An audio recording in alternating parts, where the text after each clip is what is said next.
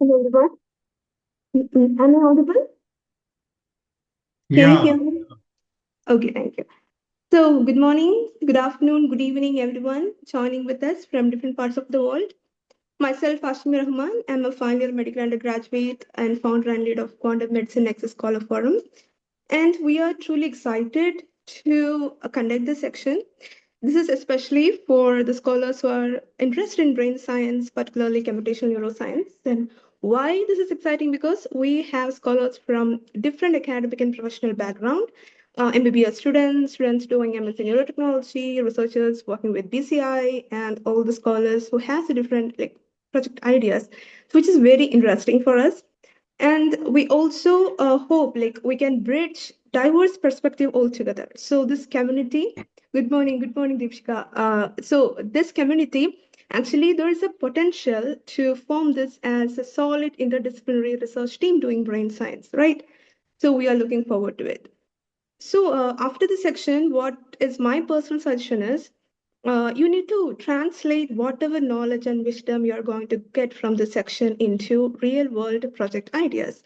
So, our community who stands for interdisciplinary learning and research. What we believe is, in order to study something complex, first we need to I mean, the effective way to study something is by doing it. For example, we need to convert the knowledge into its practical form, right? So, our community will support you for doing this, and we love to support you. So, for example, if you get a clarity on what are the research problems where our scientists deliberately attempting to resolve, that where that in that wisdom itself, like you will get an idea where to focus on, like what papers to work on. So you will get an idea actually what are the skill set that you need to attain to work on that project. And if you can be more precise, that will also give you an insight, like what extent you have to study a particular skill in order to work on that project. So if we can, that precision actually give us more efficient output. Okay, so in our community, what basically we are doing is we are helping each other and discuss what is the next step you can take if you find any difficulty in doing projects. And we are actually reaching out to us like mentors, so we can contribute each other for the further endeavors. Okay, so for the feasibility of this section, we are organizing this into three parts. First section, we focus on medical students who are very new to neuroscience, computational neuroscience, from zero to beginner level. So here we will discuss what is exactly computational neuroscience is, why we need mathematics and computation to understand brain, and how it is significant, what it's different from the traditional neuroscience, and what is actually happening in this field, and what are the foundational skill set that we need to attain to work on a project, and also like how one can be like eligible to apply for neuroscience lab, and how to approach lab, and how to approach a mentor. So we are expecting such kind of questions from you. And second section is for the young researchers or the students who has a prior knowledge in mathematics and Python. So kindly ask questions, that specific questions that can lead you to your projects. Okay, so and the third section is for the brain enthusiast. Uh, the academic background doesn't matter here. So you can either unmute yourself to speak, or you can put it in the chat box, and we will read it for you. So by the end of the section, we hope this section will give you an insight, like what is that one necessary step you have to take to clear your path. Okay, so before asking, just keep this in mind that you are taking your first step for your first project. Okay, so before wrapping it up, I want to inform you one exciting news. There is a 10 days summer camp is coming up, organized by the Neurogadi team. And we are so fortunate that this program is led by our professor, so we can ask him more about it. Right. So the actually for us, the success of this section is not just your participation, but seeing you to taking your steps to move further forward. Okay. So from our side, we are providing a community where you can discuss your project ideas. Yes, Just work on, just have a project idea, just have a team, collaborate, and working on that project. Okay, and we will help you as per our capacity. So, with all the grace and happiness, I would like to welcome our honorable, dearest Professor Srinivas Chakravarthy to share his insight with us. He's from IIT Madras, Department of Biotechnology, and he's also director of Neuroscience, Computational Neuroscience Lab. So welcome, sir. Welcome, sir. And thank you so much be here and spending time with us. Over to you, sir. Thank you very much, Ashmi, and it's a kind introduction. And I really appreciate the initiative you're taking to spread awareness about this field among medical community, medical students, medical professionals. Because I think this field has a lot of relevance to medical practice. Because usually engineering and medicine, they're like parallel tracks, and there is not much interaction. Only of late that interaction is growing in the area of medical devices. But otherwise, what I feel is there's a lot of exchange of ideas and knowledge that can happen, even when it comes to fundamental principles of operation of physiological systems, not just when it comes to devices. And that's where there is a lot of scope for collaboration, interaction between the medical community and engineering community in the field of neuroscience. So that's why I've titled this talk as Computational Neuroscience and Why Doctors Should Care. And so basically why it is so relevant to the medical practitioners. So if you just take a quick look at how medicine is developing of late, particularly neurology or neuropsychiatry, right? Earlier, people used to, when a patient comes, the doctor would ask the patient to, I don't know, stick the tongue out or do a knee reflex and very simple neurological testing, right? But now everything has become very high tech. You are made to take some blood work at all sorts of molecular parameters or MRI, CT, and so on, and you take all this data. And with increasing influence of AI in medical practice, a doctor doesn't even have to see the patient, get all the data and feed it into some AI platform, and then it will give you the diagnosis and even prescribe treatment and medication. So that's how it is evolving these days. So all this, I'm not a big supporter of this kind of a very impersonal approach to medical practice, but anyway, that's what is happening. And it's all driven by computer science and mathematics and all that, because all these tools, the foundation of all these tools is mathematics and computer science. So there is an unfortunate split, right? Now this is not only in India but everywhere in the world.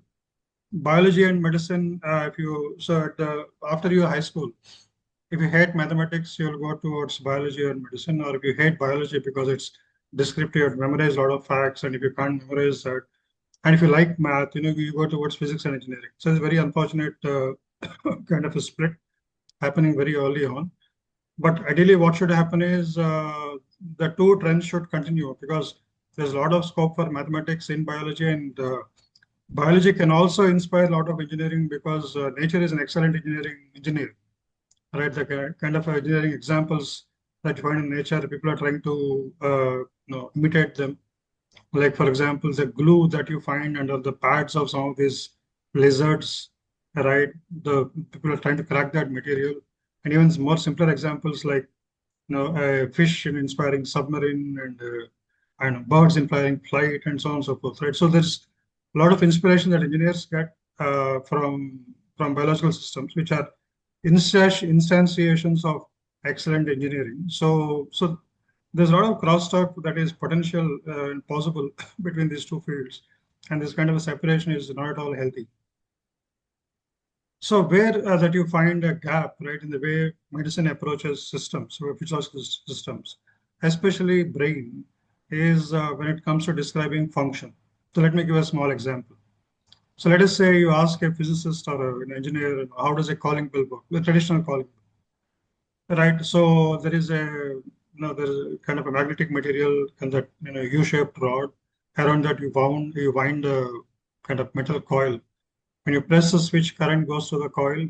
The coil it gets magnetized. So magnetic field flows through the rod, and that attracts the whole rod to the metal bar. So it strikes it, produces a sound. When it moves forward to strike that metal rod, the circuit breaks. So the spring pulls back the coil.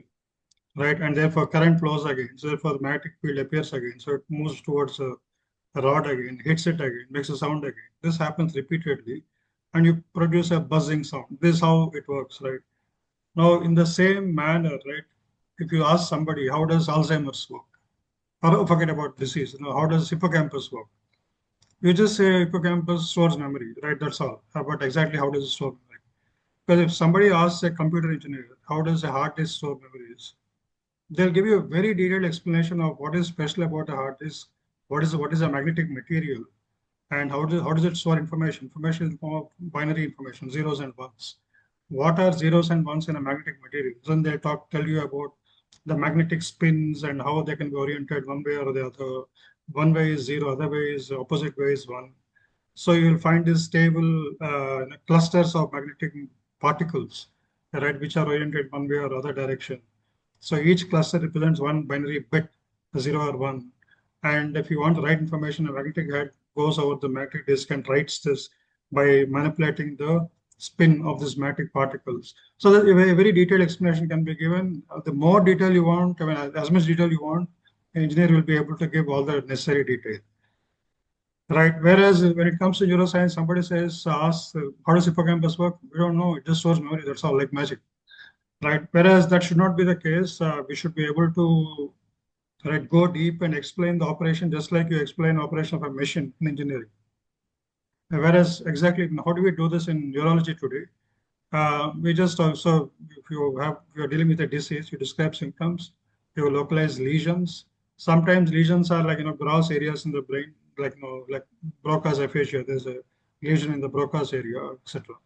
Or if you are more sophisticated, you talk in molecular terms, you can talk about alpha-synuclein aggregation, or, tau beta tangles, or, whatever.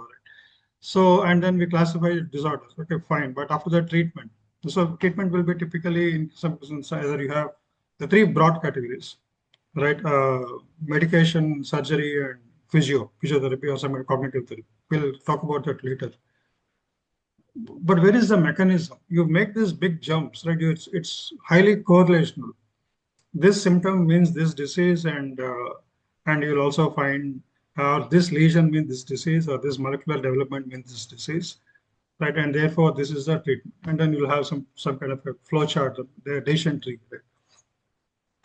But in all this, there is hardly any consideration of a mechanism. You don't even ask for a mechanism. People don't even look at you as if you're an idiot if you ask, what is the mechanism? How does it work in the brain? For example, let's take Parkinson's disease. So we all know that Parkinson's occurs because of deficiency of dopamine. There is loss of cells in substantia nigra which release dopamine. So there are dopaminergic cells. So when these cells die, this chemical is going down in the brain, and therefore you see all these symptoms. But exactly how? Why does loss of dopamine cells, which causes dopamine deficiency, obviously, result in creation of tremor and rigidity, bradykinesia, speech problems, even autonomic problems, cognition, working memory, decision making? Why do all these things occur? Just because a very tiny part of the brain, the substantia nigra, is losing its cells. Okay, can you explain mechanistically? Usually, I mean, the textbook doesn't even talk about it. At the best, if you open the textbook, it will show you the direct pathway, indirect pathway, and this dopamine is going down. Therefore, this pathway has become more overactive. So under this in such vague terms, that's all. You really don't. In fact, if you ask some pointed question, take it seriously. It's really not clear how that kind of a very sketchy, vague picture can account for all this rich variation of rich diversity of symptoms that you see. In fact, I had a very interesting experience some years ago. This was long ago when my lab was just beginning to just do research on basal ganglia. So I went for one of these DBT or DST kind of project presentations. Next to me, there was a neurosurgeon. So I asked him what he does, and he explained what he was doing, what he was proposing in that project. Then he asked me what I am doing. I told him I'm doing research on basal ganglia. We are trying to model basal ganglia. He said, "What is it to do research on basal ganglia?" I said, "What do you mean?" He said, "Isn't it all known?" What is? I said, "What is known?" Then he told me about this picture that is in standard textbooks, right? Direct pathway, indirect pathway, etc. I said, "How do you even know that it is correct? Have you ever verified it yourself?" Right. Then he looked at me like with a blank look. Yeah, I mean, the question didn't even arise to him. He thought whatever textbook is saying is correct, and then that's all there is to it. But is in science, you don't accept anything as a given thing unless you verify it yourself, right? So now even a very basic question we can ask is, how can you even verify whatever the textbook is saying about basal ganglia function? It's so sketchy, so high level and vague. Now, it's a big research question in itself about, right, as to how to verify that description of basal ganglia function. So you see, there's a two contrasting approaches to the field, right? One is medical, one is engineering. In engineering, you talk about models and mechanisms, and then you talk about control. In medicine, you just look at, make observations, look at identify symptoms, then put the symptoms into clusters and you classify them and associate them with some kind of make a diagnosis and link it to some disease. And you localize this part of the brain is the cause of the problem. It's not that simple, right? This localization type of description of brain function is actually very misleading. People have written extensively about it. That is a very bad way of talking about brain function and brain pathology, but it's still very common. All the literature is saying that's not very good. Okay, so if you look at the main problem that I have been seeing for a very long time, but so I didn't have really, in-depth discussions with medical, experts, but whoever I know work closely, they understand this very well. So let us look at all that we do in terms of characterizing brain or disease in medicine, right, into these compartments. So I'll say this microscopic level, macroscopic level. Because when you're studying brain, you can study it at multiple levels. You can study at molecular level in terms of genetics and RNA and mRNA, tRNA, proteins, and that's a very low level. Then you have cell level, right? And then you have small circuits of cells, what are called local circuits in neuroscience. And then you have a whole region. You can study amygdala, you can study putamen, right? You can study, I don't know, zona incerta, a very, very specific small part of the brain. Or you can study a whole subsystem. You can study visual system, you can study limbic system, or the somatosensory system, and so on. That's right. So you have these multiple levels. So let us broadly divide this into microscopic and macroscopic. At microscopic, you have all this blood work, genetic testing, PCR, histopathology, immunopathology. This is the kind of thing which is very familiar. And first year itself, we have so much of biochemistry and pharma. And all. You are very familiar with this. At macroscopic level, you have two things: structure and function. How do you study structure using MRI, CT, angiography, anatomical studies, biopsy, etc., etc. And when it comes to therapy, you do surgery, take out tissue. When it comes to function, what do you do? EEG, TMS, FNETs, MRI. These are all tools to probe, tools to measure, tools to manipulate, to have effect on brain. But when it comes to explaining brain function, that's where there is a huge gap. Medical textbooks hardly even talk about it. Right? How does thalamus work? Thalamus is described as a relay unit. Relay, what does a relay mean? Signal goes from the peripheries to thalamus, and then it picks up the signal and amplifies it again, sends it outwards further on to the cortex. That's what is called a relay. That's gross simplification of thalamic function, right? So like that, just some random hand-wavy explanations, because I think function is very deeply kind of ignored, and that's where I think there's a huge gap. And we need to understand function properly. And I think that language is language of mathematics and computational neuroscience. This is a big kind of a weak spot, I think, in medicine. If this can be strengthened with all these developments in computational neuroscience, then you will be able to interpret even these tools and their outcomes in a much better way. And that should also positively influence your therapies. So now, one more thing that happens in medical diagnosis is traditionally disease is, the understanding of disease is dependent on this idea of germ theory of disease, right? And behind all disease, traditionally we would imagine that there is some kind of a germ, a pathogen.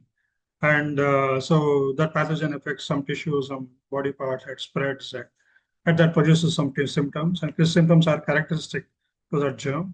So your job is to identify the germ by looking at the symptoms. And then your therapy or intervention is in terms of a drug, a medication, which will kill that germ. And then you'll be whole again. So this is a kind of a very simplistic approach to a germ theory of disease, right? How it, in medicine.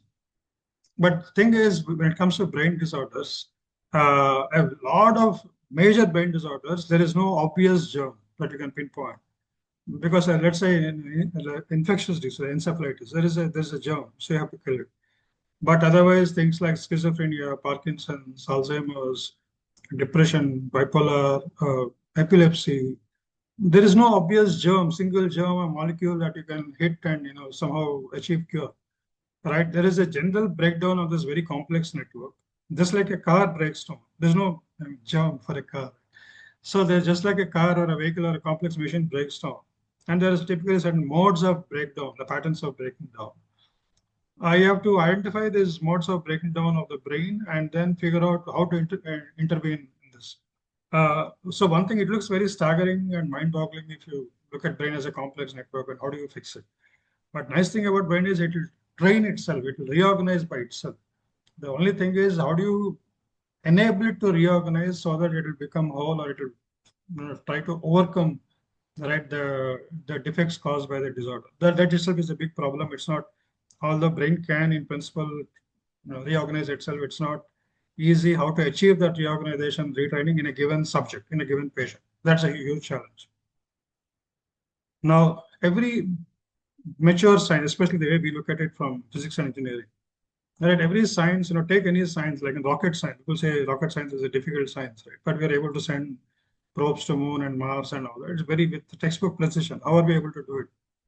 Okay, that's because there is a body of mathematics which is linked to physics that governs that entire field, and all the technology rides on top of that mathematics. It's not done by hit and trial. In the early days of a field, you do hit and trial. Like take any field, you start with observations. Let's say astronomy, or you start with observation. You look at stars, their positions, the planets, their positions, how they move through the year, right? And then make charts, and that's how you begin. The field begins. But after some time, you identify patterns in the data. That's the next stage.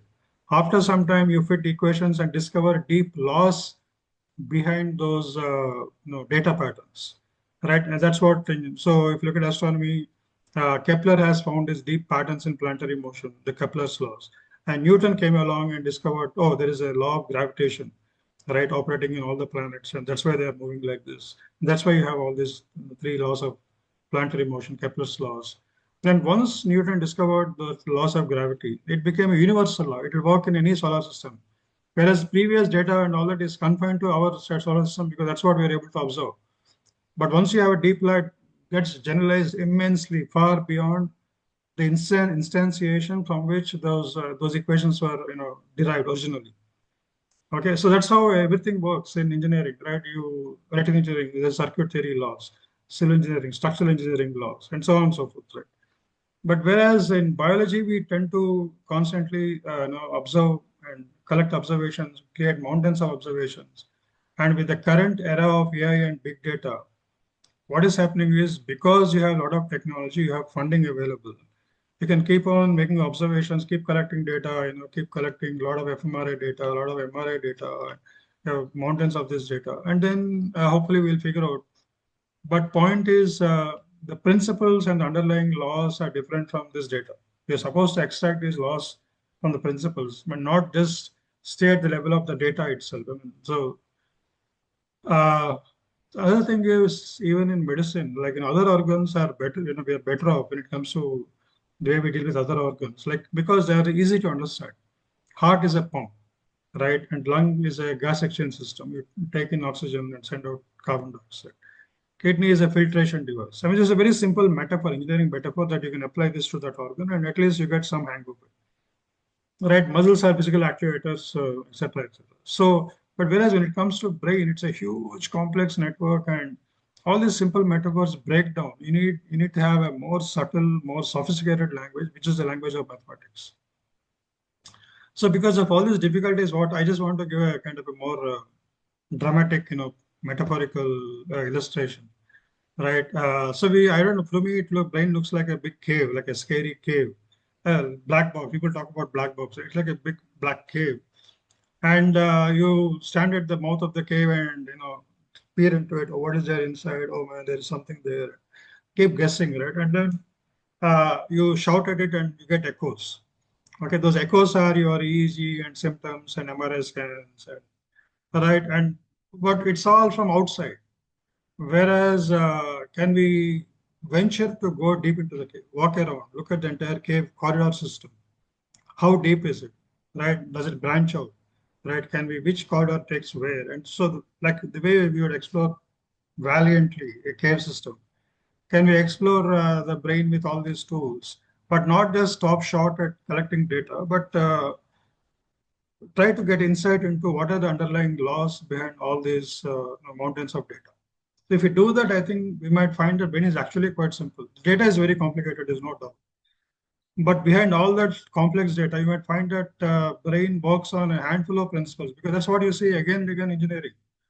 Even the most complex system, take a Boeing 787 or a skyscraper with hundreds of floors, right? The operating principle, the fundamental laws will be only economical, a few handful of laws.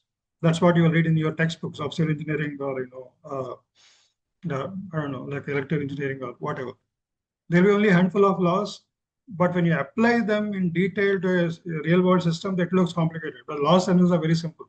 And everywhere you find the same laws in operation. That's what science has repeatedly confirmed in its dealing with physical systems.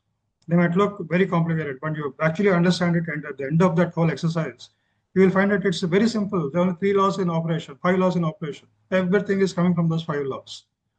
So I strongly believe that even brain can be reduced to those handful of laws, but requires some research and requires a little shift in orientation from this completely data obsessed approach to like in science, like in physics and engineering, more a principle centric approach. Right?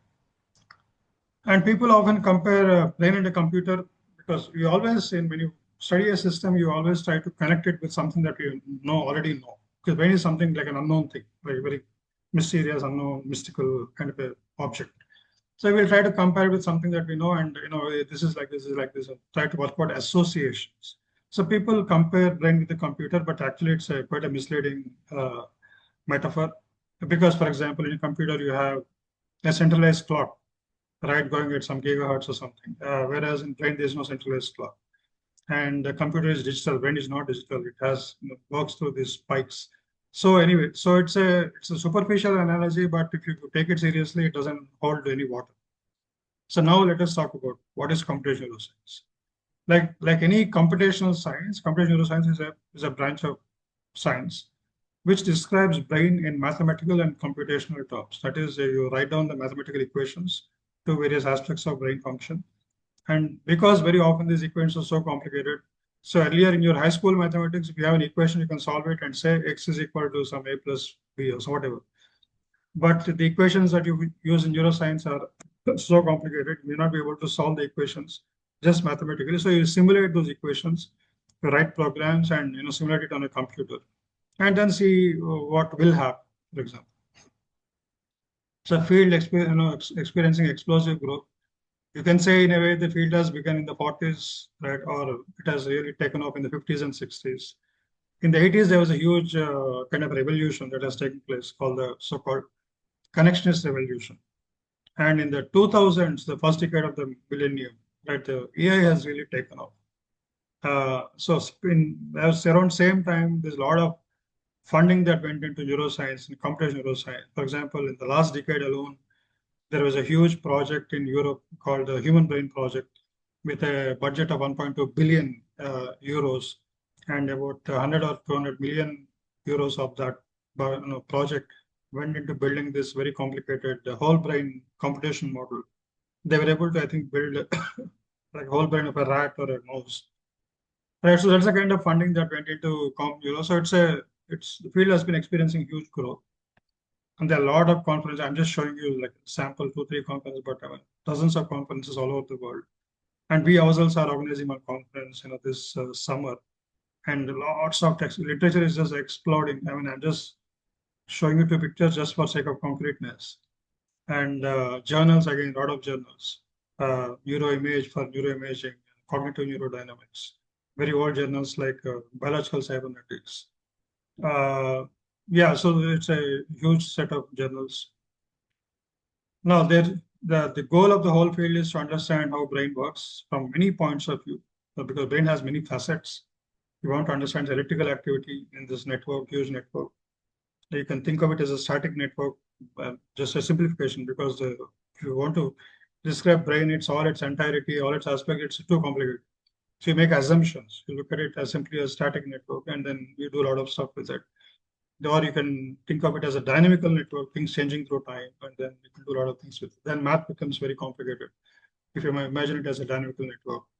You can operate at gross scale in terms of just regions in the brain. You can operate at microscopic scale in terms of single neurons. So what happens inside a synapse between two connections.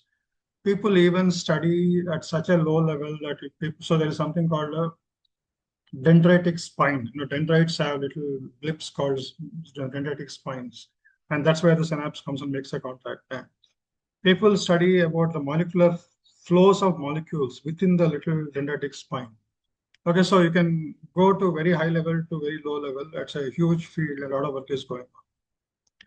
Now I'll give a quick overview of some of the things that you can do because field is so big, the many methods.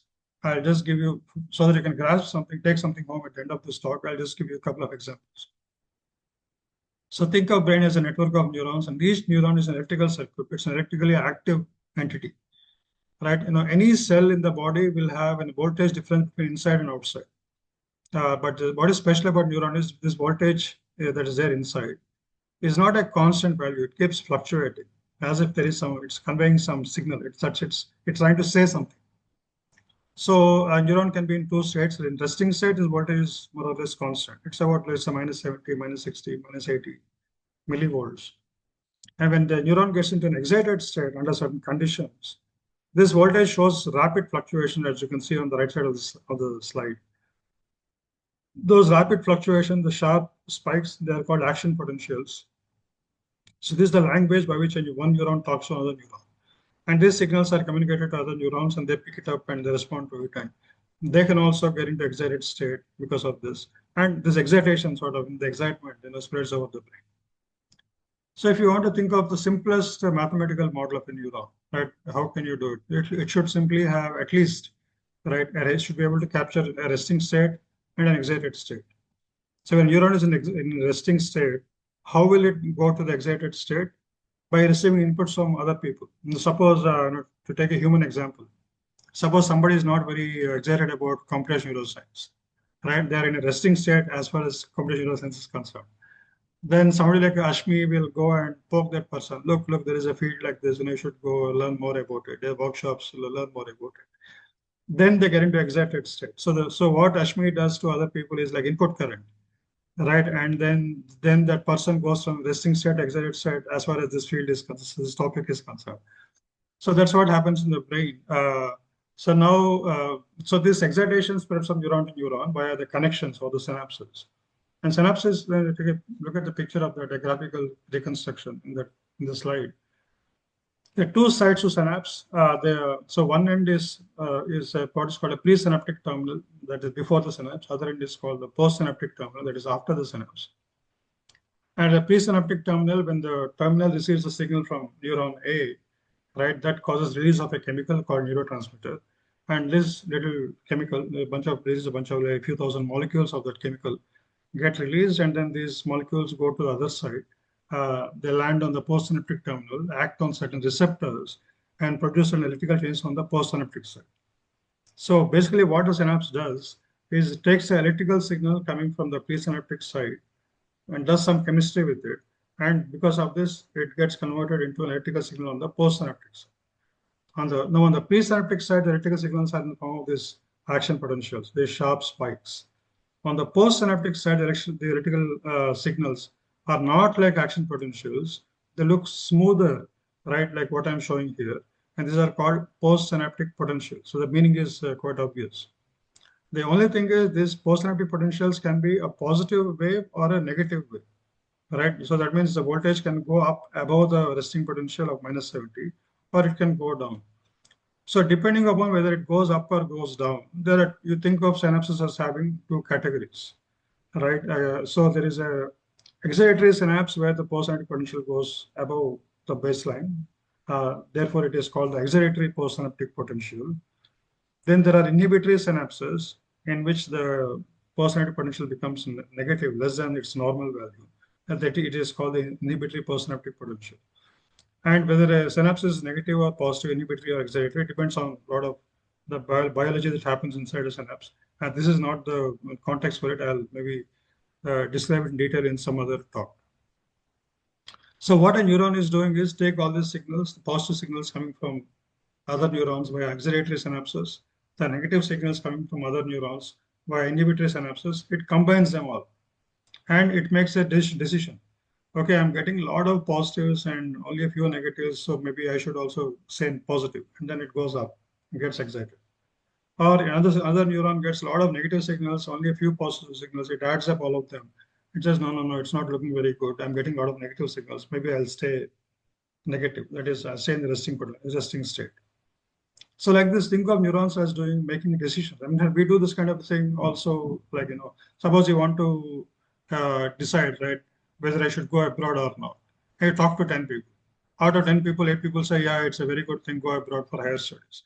Then your decision about that goes from 0 to 1. Or you talk to 10 people, 8 of them say, no, no, no, don't go, it's very bad right now, wars are going on. Then you're initially ambivalent, but after that you'll stay in negative. You don't. You take a no decision. So neurons are also doing something similar, but at the level of single cells. Now you can connect these neurons into networks. This is all done mathematically, and then you get a neural network, right? And this is what these are the kinds of neural networks you use these days in AI. These are called, for example, deep neural networks. When the neural network has lots of layers and has a large complex neural network, you call it a deep neural network. They take some input and produce some output. And you see that the neurons are connected by connections. And these are similar to synapses in the brain. The connection in the neural network and the synapse in the brain, they're similar. They're one represents the other. Okay, now these networks can be trained to do something, right? How is it trained? Let's say you want to make the network recognize faces. So you have 10 different kinds of faces it has to recognize, who is who. So give the picture of the face and then it goes to the network and then produces some output. Initially, when the network is, initially it's very naive, it doesn't know anything. So all the connections are all random, right? So then it gives some wrong answer. Then you tell it, no, no, no, this answer is wrong. This is the correct answer and give the feedback. And then it takes that error in the feedback and then feeds error back into the neural network and adjusts all the connections a little bit so that next time around when you give it the same picture, it will recognize that person in the picture with slightly higher accuracy. And this goes on and on. You do this over and over many times, hundreds of times, thousands of times, over all the pictures. And the network learns to recognize all the faces correctly. And in fact, this is how we also learn to learn things in the world, right? I mean, look at this child trying to understand something about that pump by error feedback. So that's how you can train a neural network. This is a simple illustration of how a neural network is learning to recognize handwritten numbers. So with that, now let me apply this to a concrete system in the brain, the visual system, because what we are looking at is a visual function, right? How to recognize pictures. So you all know from your, I think, first year anatomy, right? How does a visual system, what is the organization of the visual system? So eye captures the image, right? Because of the optics, it will get inverted in the lens. And that goes by optic nerve to the first stopover, which is the thalamus. Within thalamus, there is a place called lateral geniculate nucleus where the signal goes. And within lateral geniculate nucleus, there are a whole bunch of layers of neurons. And then the signal goes through all those layers and goes out of thalamus and goes to the first cortical stopover, which is the primary visual cortex or B1. Okay, so there the image is seriously distorted, but fine, we're able to somehow magically see the world, pretty reliably. And after that, after primary visual cortex or B1, the information goes further along two pathways. I mean, two pathways is one story. People say that also there's a third pathway. It's again like most things in neuroscience, there's a lot of controversy and difference in opinion about most systems. That's why I'm saying there's a lot of research that still needs to be done. So there are two pathways, the dorsal pathway, which goes upwards, into postparietal and towards somatosensory cortices and all that. Then the ventral pathway which goes downwards towards the inferior temporal and ends in IT, inferior temporal area. So that is shown in the picture below, right? And all along these two pathways, there are intermediate regions which do different things. There is V5, for example, which processes motion, moving information in the image. V4, which processes color. And some of these areas don't even have simple definition, but there are a lot of intermediate areas, right?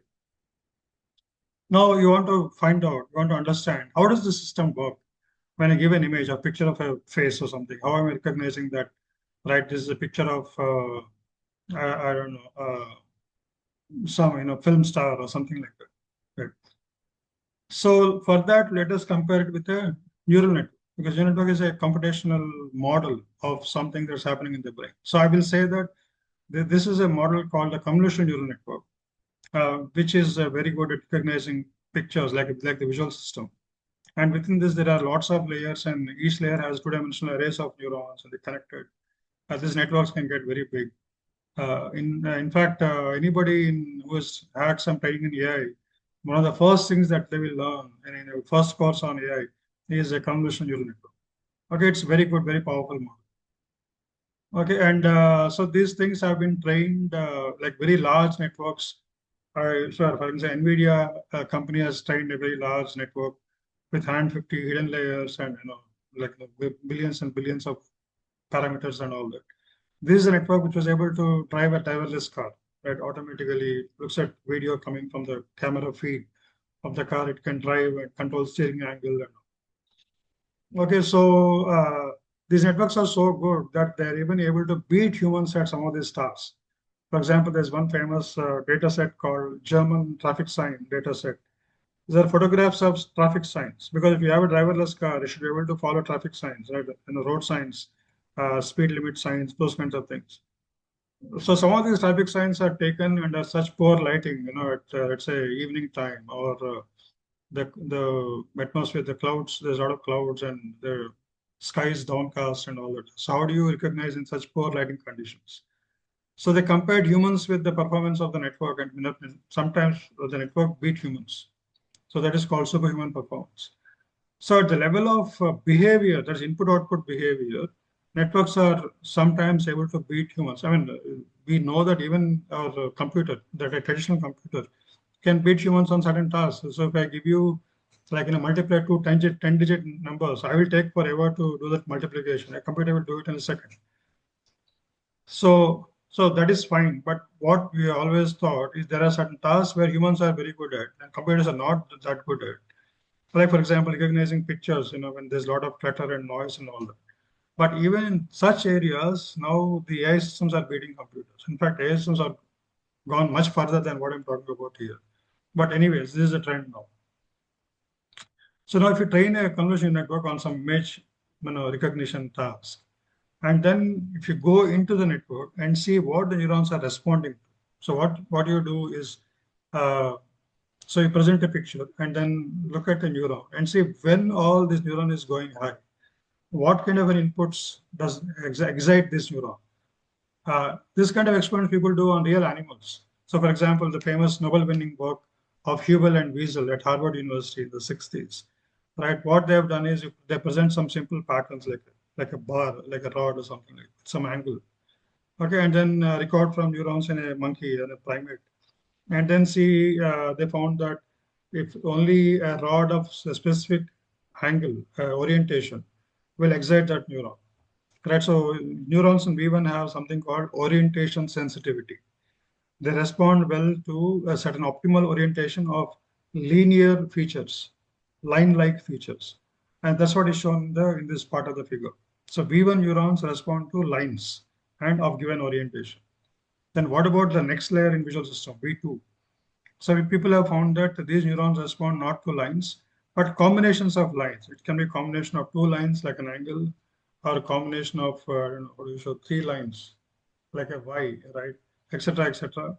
And so on. If you go higher and higher, go all the way to inferior temporal area, neurons respond to complex images, like especially images of faces. The faces can be human faces, animal faces, but somehow neurons in IT area like faces.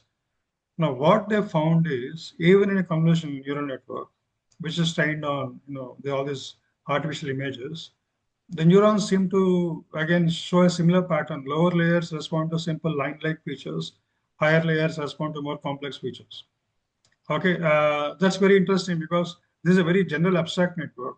I didn't try to copy the visual system, part by part in the convolutional network. It's a very general network. The only thing we have done is train it on some kind of a broad image data set. And neurons seem to behave just like how neurons behave in the real brain. So this is very interesting because what that means is this neural network model, which we thought is abstract, is actually capturing something that's happening in the real brain. Okay, this is a very simple example of what kind of insights a neural network can give about brain's function. Now, let me go further. You can get a lot more than that. So what people have done, this is a nice review by Kell and McDermott. So what they've done is they've trained a neural network to recognize some images, and the same images were given to real humans and asked them to recognize those patterns. And while they are doing the task, this recognition task, their brains were scanned in an fMRI device. fMRI device gives you a functional understanding of the brain. It tells you which parts of the brain are activated when you're doing some task. So then what they found, so they got the activity levels of V1, V2, MT, V4, and all that stuff while the person is doing this task. And then the neural network is also trained on the same task. And then you can find out, right, when I give some this image, which part of the hidden layer is activated and so on and so forth. And they try to predict the activity of a given brain area using activity of a given hidden layer in the artificial neural network, the CNN. And then what they found is the lower layers in the CNN behave a lot like the lower layers in the visual system. And the higher layers in CNN behave a lot like higher layers in the visual system.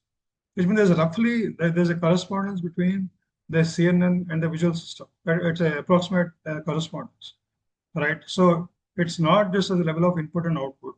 Even at the level of what is happening inside the network, level of neurons, there's a lot of correspondence between this artificial system and the real brain. Now let us go deeper into this. So that's an example of how brain works under normal conditions. Now, what about diseases? Like I said, disease in the brain is a case of network breakdown. There's a failure of the network. And there are models. So one thing I must tell you, computational neuroscience is still, there's a lot of research going on. We don't have like a final word on any of these disorders. You'll find immense amount of research material, research literature. But if you say, tell me finally, okay, how does Alzheimer's work and can I cure it? Means you don't have a definitive answer. You'll have lots of theories, a lot of papers, and so on. So it's still there's research that has to be done. But there's a lot of material already out there. So there are models of stroke. We ourselves have done work on models of stroke. We have done a lot of work on Parkinson's, modeling of Parkinson's. Then there is schizophrenia. We have proposed one model for bipolar disorder about 6-7 years ago. Then there are models of epilepsy, Alzheimer's, and so on. So let me take example of Parkinson's. Again, that Parkinson's occurs because of loss of cells in this tiny part, the substantia nigra. And so the thing is, these cells die in almost pretty much everybody. So only when the cell loss causes a certain percentage, you start seeing symptoms dramatically. That's when you say a diagnosis. But the thing is, this cell cluster is so deep, and then these cells form part of what is called the diffuse projection systems. So these cells send their fibers, these wires, diffusely over large, targets, the distributed set of targets in the brain, and they have to drive signals on top of all those, like very complex and long highways in the brain, and which is very energy intensive. So these neurons are under very high metabolic stress. They're very hardworking. They're overworked. So therefore, they are under metabolic stress and they're likely to die. They're vulnerable to cell death. Only thing is, it happens a little bit more in some than others, and that's the problem with the disease. So once the symptoms start appearing, the symptoms can fluctuate over months and years. And medication effects are also quite variable. And deep brain stimulation, traditionally, people would do put electrodes in the brain. typically in subthalamic nucleus or in GPI parts of the basal ganglia, and electrically stimulated. So when medication stops working, people go for DBS as a last ditch, like a last resort. But off late, a couple of years ago, I was at this international conference. I had to give a keynote lecture. The conference is full of clinicians. A lot of them are from UK. And you know the main conclusion in that conference, they are all saying, look, don't wait for late stage to put DBS electrodes. The moment you diagnose, put DBS electrodes.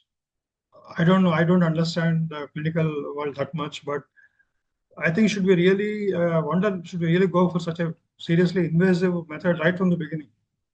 Okay, so what the model can do, we have done a lot of modeling. What the model can do is give a lot of insight into how the loss of cells in this tiny part can cause all these symptoms. So if you take a quick review of Parkinson's, I said it's because of loss of cells in SNC. The four cardinal symptoms: tremor, rigidity, postural abnormalities, and bradykinesia. And so thing is, in Parkinson's, because of loss of these cells, pretty much everything that brain does can be affected. There are four major domains of brain function, right? Sensory motor function, cognitive function, affective or emotional function related to limbic system, and finally autonomic function. In PD, all these four can be affected. In a given patient, some may be affected, some may be not. There's a lot of variability from patient to patient. But in principle, all this can be affected because these cells are at such a high level in the hierarchy, right? That they influence all these different domains of brain function. In motor function alone, you can have problems in hand movements, reaching, handwriting, eye movements, gait, speech, posture. I mean, that's pretty much everything, all motor function. There's nothing left. Okay, so why does it happen? To understand that, one key thing we need to understand is the nature of dopamine. So dopamine is called the pleasure chemical, right, of the brain. It is released whenever you are happy. Like, if you take stimulants and opiates and drugs, even food is, we love to eat because food is enjoyable and it causes release of dopamine.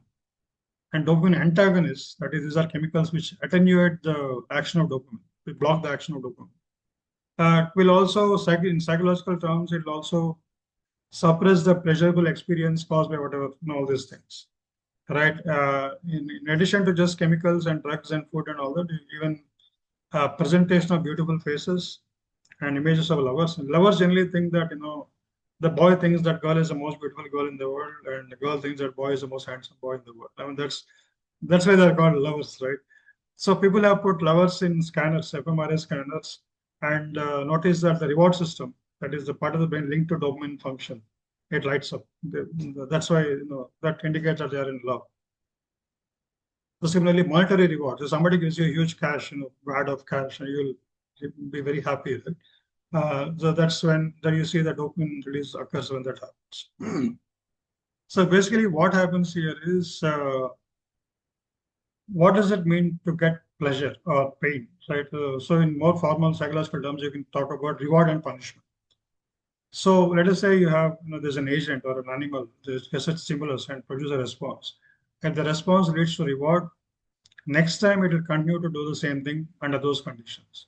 The response leads to punishment. Next time it will avoid doing that, right, under the same conditions. So you see that this is called reinforcement learning. I'm putting it very simply, but there's a huge mathematical body of knowledge, which is a part of AI, modern AI, called reinforcement learning. And you see, for an agent to perform reinforcement learning, it needs to combine three things: stimulus information, response information, and reward information. Now look at how basal ganglia is located inside the brain, right? It gets inputs from the cortex, from sensory cortex and motor cortex. Sensory cortex tells it about stimulus information. Motor cortex tells it about motor action, response information. And SNC, which projects to basal ganglia, tells it about reward information because it releases dopamine to basal ganglia. So this block, which is basal ganglia, is just like this block. All three things come together, and no wonder it's able to combine all this and now instruct the cortex, the motor and the planning areas of prefrontal. Okay, whatever you have done just now, it's great. Next time, go ahead and do the same thing when you get the stimulus. Or whatever you have done just now is not very good. Don't do it next time when you get this stimulus. So that is reinforcement learning. And you see how basic learning is well positioned in brain's anatomy to perform that kind of a function. So we have taken this task about 2005, 2006 and published a lot of papers and also a book which summarizes all our work on basal ganglia. And so then after that we began working on other systems like hippocampus. We've done a lot of work on spatial navigation, some work on visual system, and so on and so forth. Our long-term goal is my lab is to model the whole brain, which we call the mesobrain. The mesobrain is actually a kind of a slightly simplified essential picture of the brain, a mammalian brain. So in this, you have the sensory inputs on the right side, touch, sound, vision, and so on. And here you have primary cortex, secondary cortex, and so on and so forth. On the other side, you have motor outputs coming down, the descending pathways, right, as musculoskeletal and speech and oculomotor and all these things.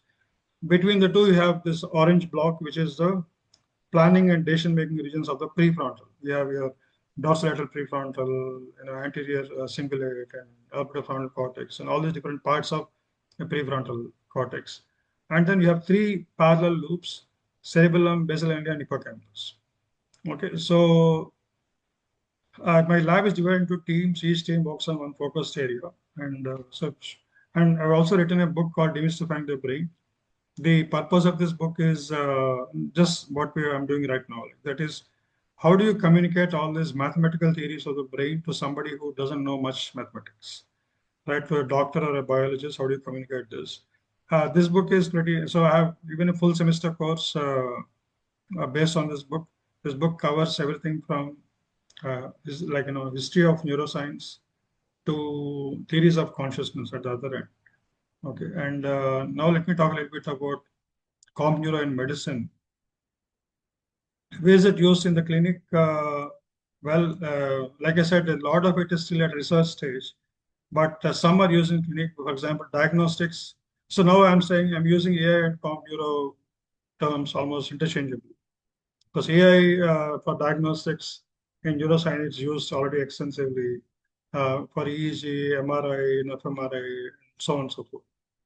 Neuromodulation, that is neuromodulation is about brain stimulation. And this can be done at multiple levels. Like you can have very invasive ones like deep brain stimulation, or you can have more superficial stimulation, like you put electrodes on the scalp and stimulate. You can pass DC currents and AC currents and so on and so forth, or you can pass magnetic fields, magnetic pulses using a TMS. There's a lot of modeling done in this space also.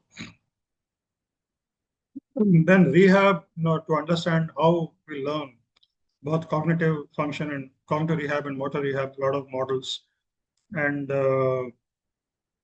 now one subcategory of rehab, which is becoming quite popular and where we are also quite active, is game-based rehab. That is, how do you design rehab based on gaming, right? Instead of just asking the patient to do repetitive exercise, how do you gamify it and design games so that it's naturally engaging to the patient? Because why is gaming important for rehab? Because gaming is enjoyable, which means it will activate the reward system. It will cause release of dopamine.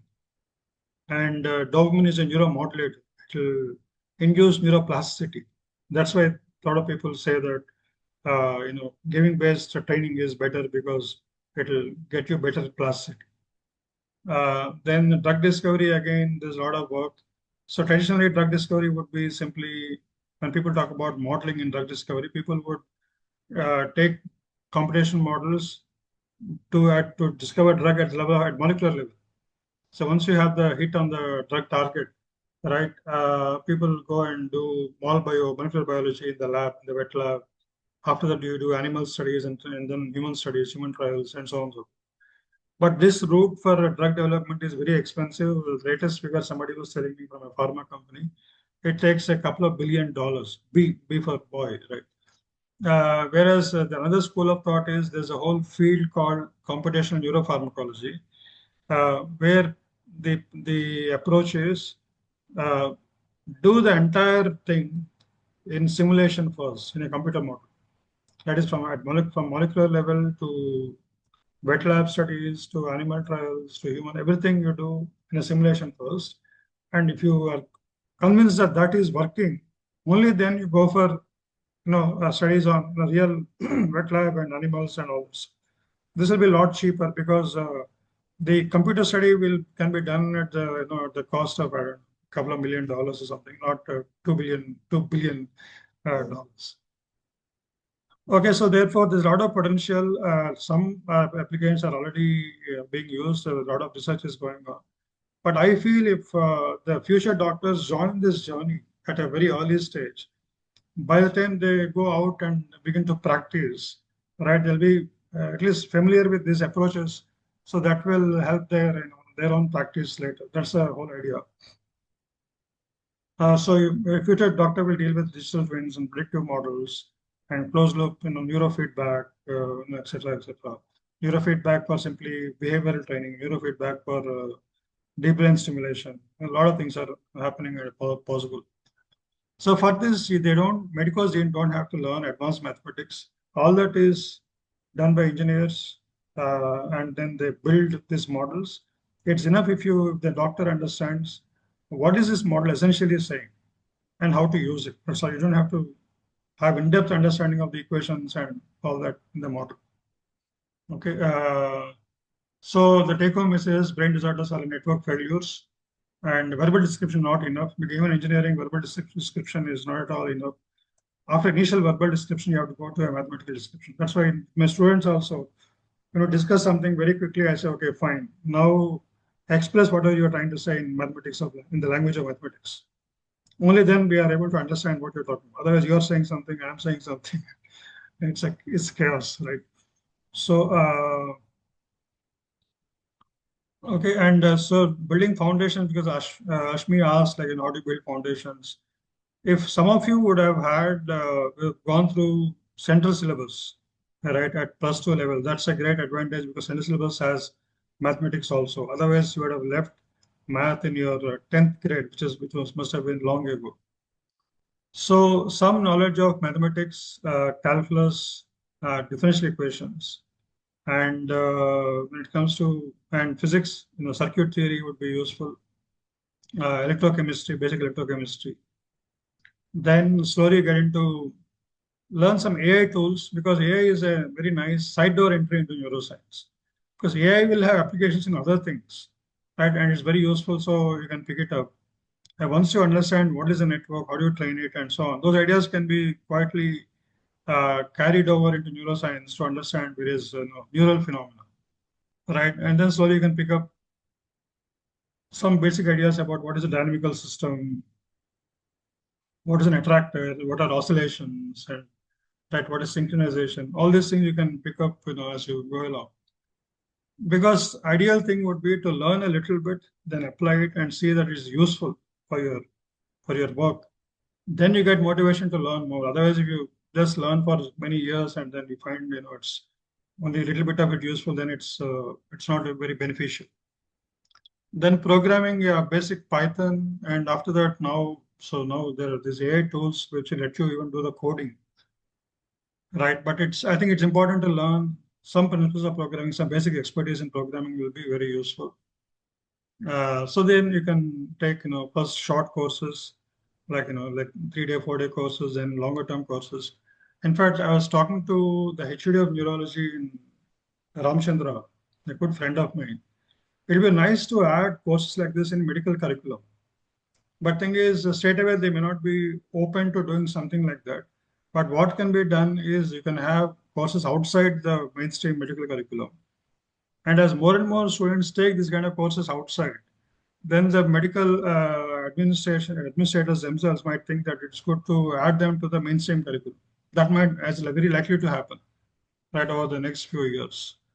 So in my startup, we are having all these workshops.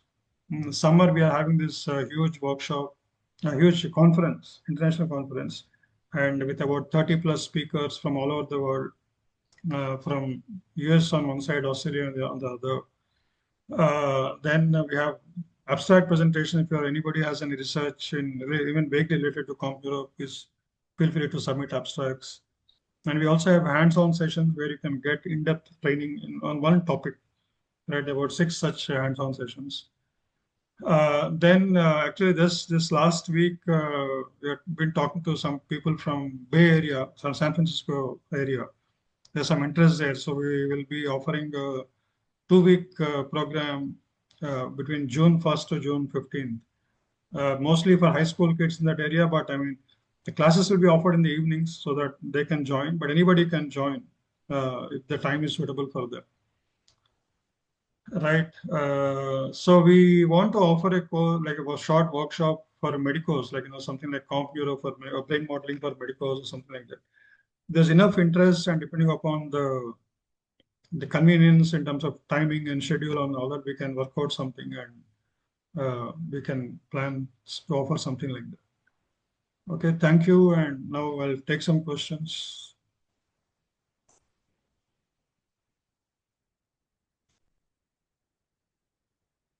Hello, Ashmi, are you there? Sure. Yeah. So first we are actually going to the medical section. So do you have any doubts? Kindly you can put it on the chat box or you can unmute yourself and speak. Uh, Sir, actually, thank you for the insights. As a medical, like I can say, um, even though we study neurological disorders in medical school, actually we are still unfamiliar with how researchers use advanced technologies and computational approaches to better understand and potentially treat the diseases. So in medical, like actually what we are lacking is lab exposures and the skill set. So the one question I want to ask is like if an MBBS student who has no touch with maths and physics, maybe a third year or final year on an intern, but is ready to spend 1 to 2 hours, then what would be your advice regarding the approach to pursue computational neuroscience? So I think we can give a basic grounding in a week, right? Like about if you spend a couple of hours a day.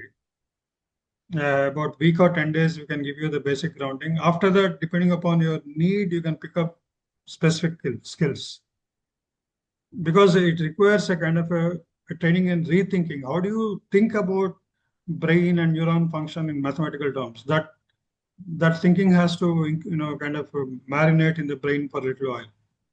That training we can give in 10 days. Right. After that, we can read articles and pick up slowly things on your use. And depending upon your need, we can give more specialized courses later. Oh, okay, sir. Actually, what are the research like problems that your lab is now focusing on like, currently? Yeah. So, like I said, we have done quite a bit of work on basal ganglia and Parkinson's, and also hippocampus and spatial navigation.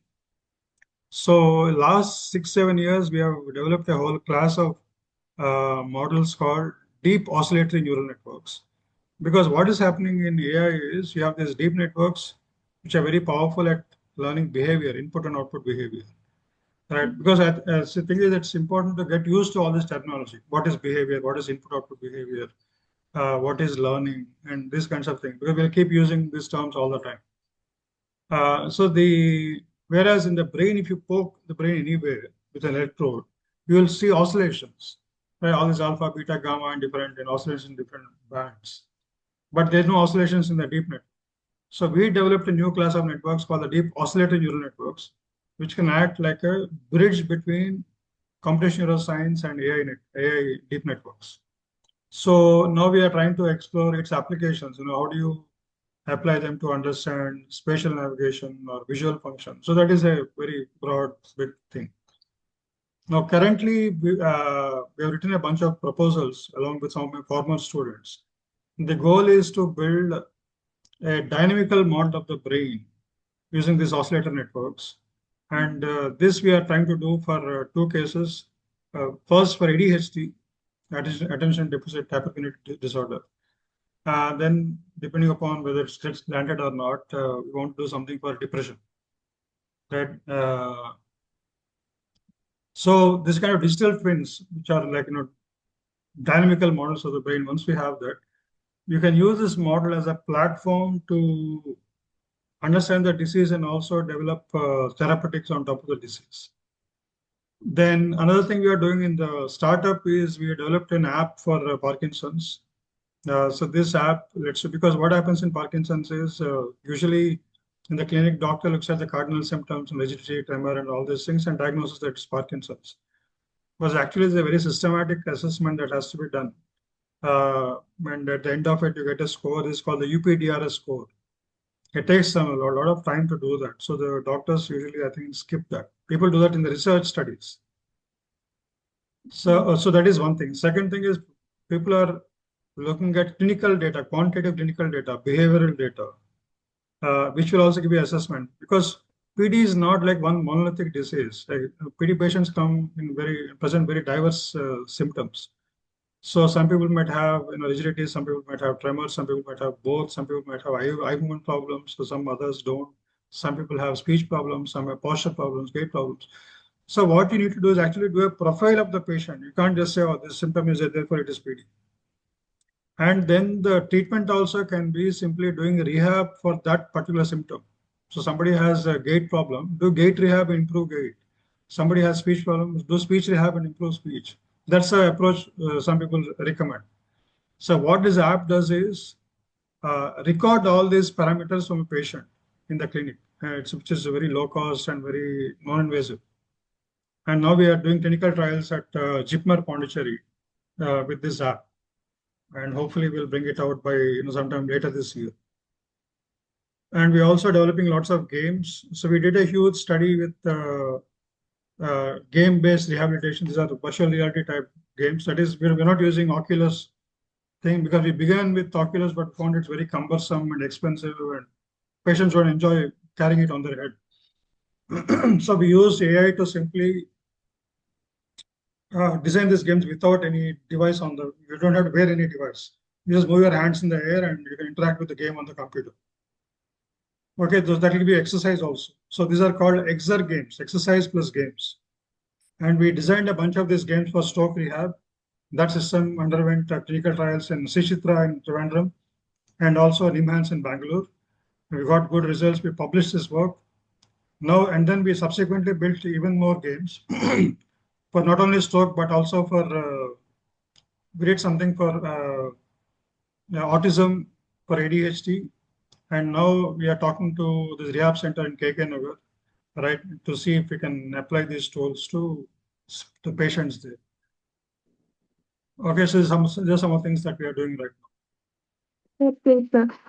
Sir, actually, I think many of the scholars would have interested to work with you. So, what are the prerequisites needed for medical students who want to work with you, like eligible to apply for the neuroscience lab? So, what are the prerequisites you want for a medico to See, what I work with suggest you? is to actually do research, it takes a lot of prior training, right? Because you need to know the math and all that. What I suggest is we are designing a series of courses, the simple ones first and more in-depth ones later. Let them take a basic course first, like a short workshop, like a 10-day workshop, right? And then let us see how they feel about it, right? Then, because straight away, if you say an internship, right, they come and they don't have the background, then nothing can be done. So, and also if you're talking about a proper collaboration, obviously that has to involve a hospital. Otherwise, a medical student just with us and who doesn't know, if they don't know programming and mathematics, there's nothing that they can do in my lab by itself, right? Because they're representing the medical side of things, medical side of things. So, but if you're talking about collaboration with a hospital, you need to have an MOU. There has to be a doctor, senior doctor involved. And then you have to write a proposal, formulate a problem, and then you have to get ethics clearance. It's a long journey. I can't tell you the kind of delays that are involved in dealing with hospitals. I mean, JIPMER work, when we proposed this, we applied for ethics clearance. It took us 6 months to get ethics clearance. All that we are doing is record the video of the person walking. It's nothing invasive. That's the kind of delays that are happening. With NIMHANS, it took us 1 year to get ethics clearance. So unfortunately, I mean, although clinical research is very important, these are the practical problems involved in clinical research, especially when I come from, as an outsider, coming from engineering side. When I approach hospitals, this kind of delays are quite challenging. You need to figure out, but research is important. You have to do it, but we should also keep in mind these practical, barriers. Sir, actually, what are the misconceptions do beginners often have about this field? Like first they enter. Is there any misconception of Because the thing approach? is, for so many decades, right, medical curriculum has evolved with no connection to mathematics. That's Physics true. a little bit, because in physiology you study a little bit of physics. So even physiology, I've seen two kinds of physiology in medical curriculum, right? Because I did BME, biomedical engineering, for my MS, and I've taken a physiology course, which is taught by a doctor. And the textbook uses Ganong. I'm sure you all have heard of Ganong, right? Ganong physiology. So it's just remember a lot of facts, and we had MCQ questions, and we answered them. And I don't think you can learn physiology like that. Physiology should understand from physics principles. And the only textbook I've seen of that kind is Guyton, Arthur Guyton. Guyton is called Guyton and Hall these days. But usually I heard medical students hate Guyton and Hall because it talks about physics principles. But I think that's the only way to learn physics, learn physiology.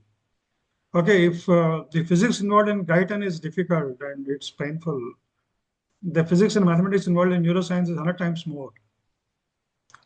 So what I'm saying is, instead of talking about collaboration, doing research work right away, uh, take some time out, because you're all students. I mean, a lot of this group is students, right? There's no hurry, right? First year, second year, do short courses, read articles, read books. I mean, I can suggest articles. We ourselves offer short courses. Start small, do something small, learn, like take a small course, 3-day course. We can do with us, you can take something on Udemy or whatever. And form small kind of study groups, because the way you're nicely organizing all these students is really great, right? And then you can discuss among yourselves. So suppose you read something, you take a course and discuss among yourselves and learn from each other by discussion, because you alone will understand your viewpoint, a medical viewpoint, medical students' viewpoint, right? Because I'll keep talking from engineer's viewpoint. It might be quite alien to you, whereas a medical student understands something about this field. And that student explains to other medical students in their own language, in their own perspective. That will click better than what engineer would say, right? It's a long journey. What I'm saying is, don't be in a hurry. Take time out.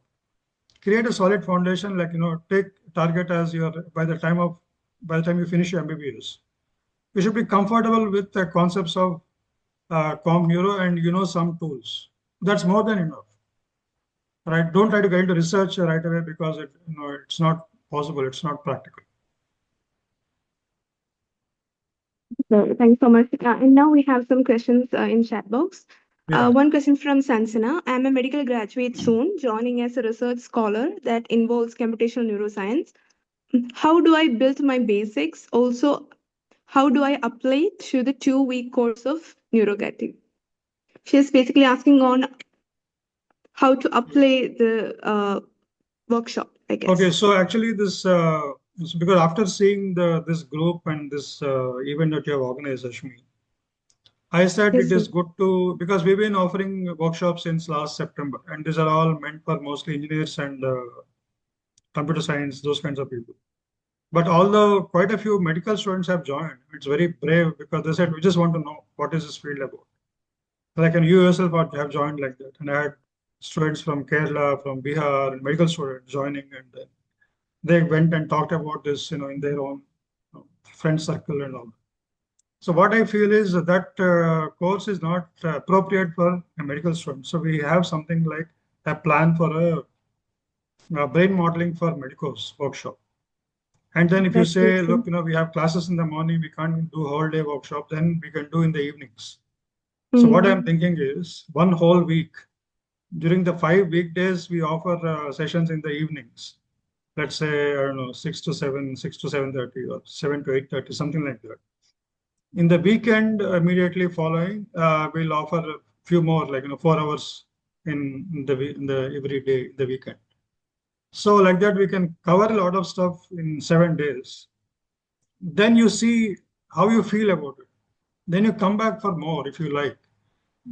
So we can even offer courses like that on AI applications in EEG, for example. EEG is used, or even later AI applications in fMRI analysis, right? Those kinds of in-depth courses can be given later. First, what I suggest is you take a basic course on brain modeling for medicals. then you'll have the understanding of the layout, what maths you need, what programming you need, what are the basic concepts of the field. All that you'll understand these 7 days. And after that, you decide what to do next. I can suggest books and so on. Yeah, somebody is writing. They've read books on phantom limbs and man mystic. Actually, I have plans for even offering a course for high school children. There's a lot of these excellent popular science books. In fact, these are certain things you can read by yourselves. I can give a list of titles. You can read by yourself. That will inspire you towards the field, and you'll want to know more about the field after reading these books. For example, V.S. Ramachandran's Phantoms in the Brain. Then Oliver Sacks' The Man Who Mistook His Wife for a Hat. Right. And then David Eagleman. David Eagleman was my lab mate in Baylor way back in '97. Actually, it's a very interesting story because a lot of people are concerned. Look, we are medical doctors. How can we get into all this math and programming? I'll give you this classic story of David Eagleman. So when I was doing my postdoc in Baylor, this guy was doing his PhD. His prior background was MA English Literature. He's not even a science student. Right? Forget about maths and programming. So, but he was very good at literature, so he got like neuroscience. Apparently, he read a special issue on brain and mind in Scientific American. He loved the field so much, he signed up, he applied for PhD in neuroscience. He got admitted because he's brilliant at English. Then, having joined PhD, he had to learn the basics. There's no excuse, right? I mean, so he took basic prereq courses on mathematics, programming, and all. I used to help him with some of these, scientific programming problems.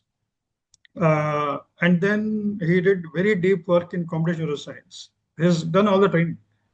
And now, if you search for David Eagleman, he's written so many books on neuroscience for popular reader, for lay reader, because he is able to combine his knowledge of English and literature with his knowledge of neuroscience. And he has carved a niche for himself. That's really great. Right. And those books, Incognito, and this one book I've read, but he's written a lot of books. So similarly, there is a book called The Subliminal by Leonard Mlodinow, difficult to pronounce. A beautiful book about how our subconscious works. Then my favorite is a book called Dynamical Patterns by Scott Kelso, talks about how dynamical systems can be applied to neuroscience. So the thing is, the field is huge. Okay, I don't want you to be overwhelmed. You take a few books, one or two very basic courses, then decide for yourself what to do. Because many things are possible, right? Okay.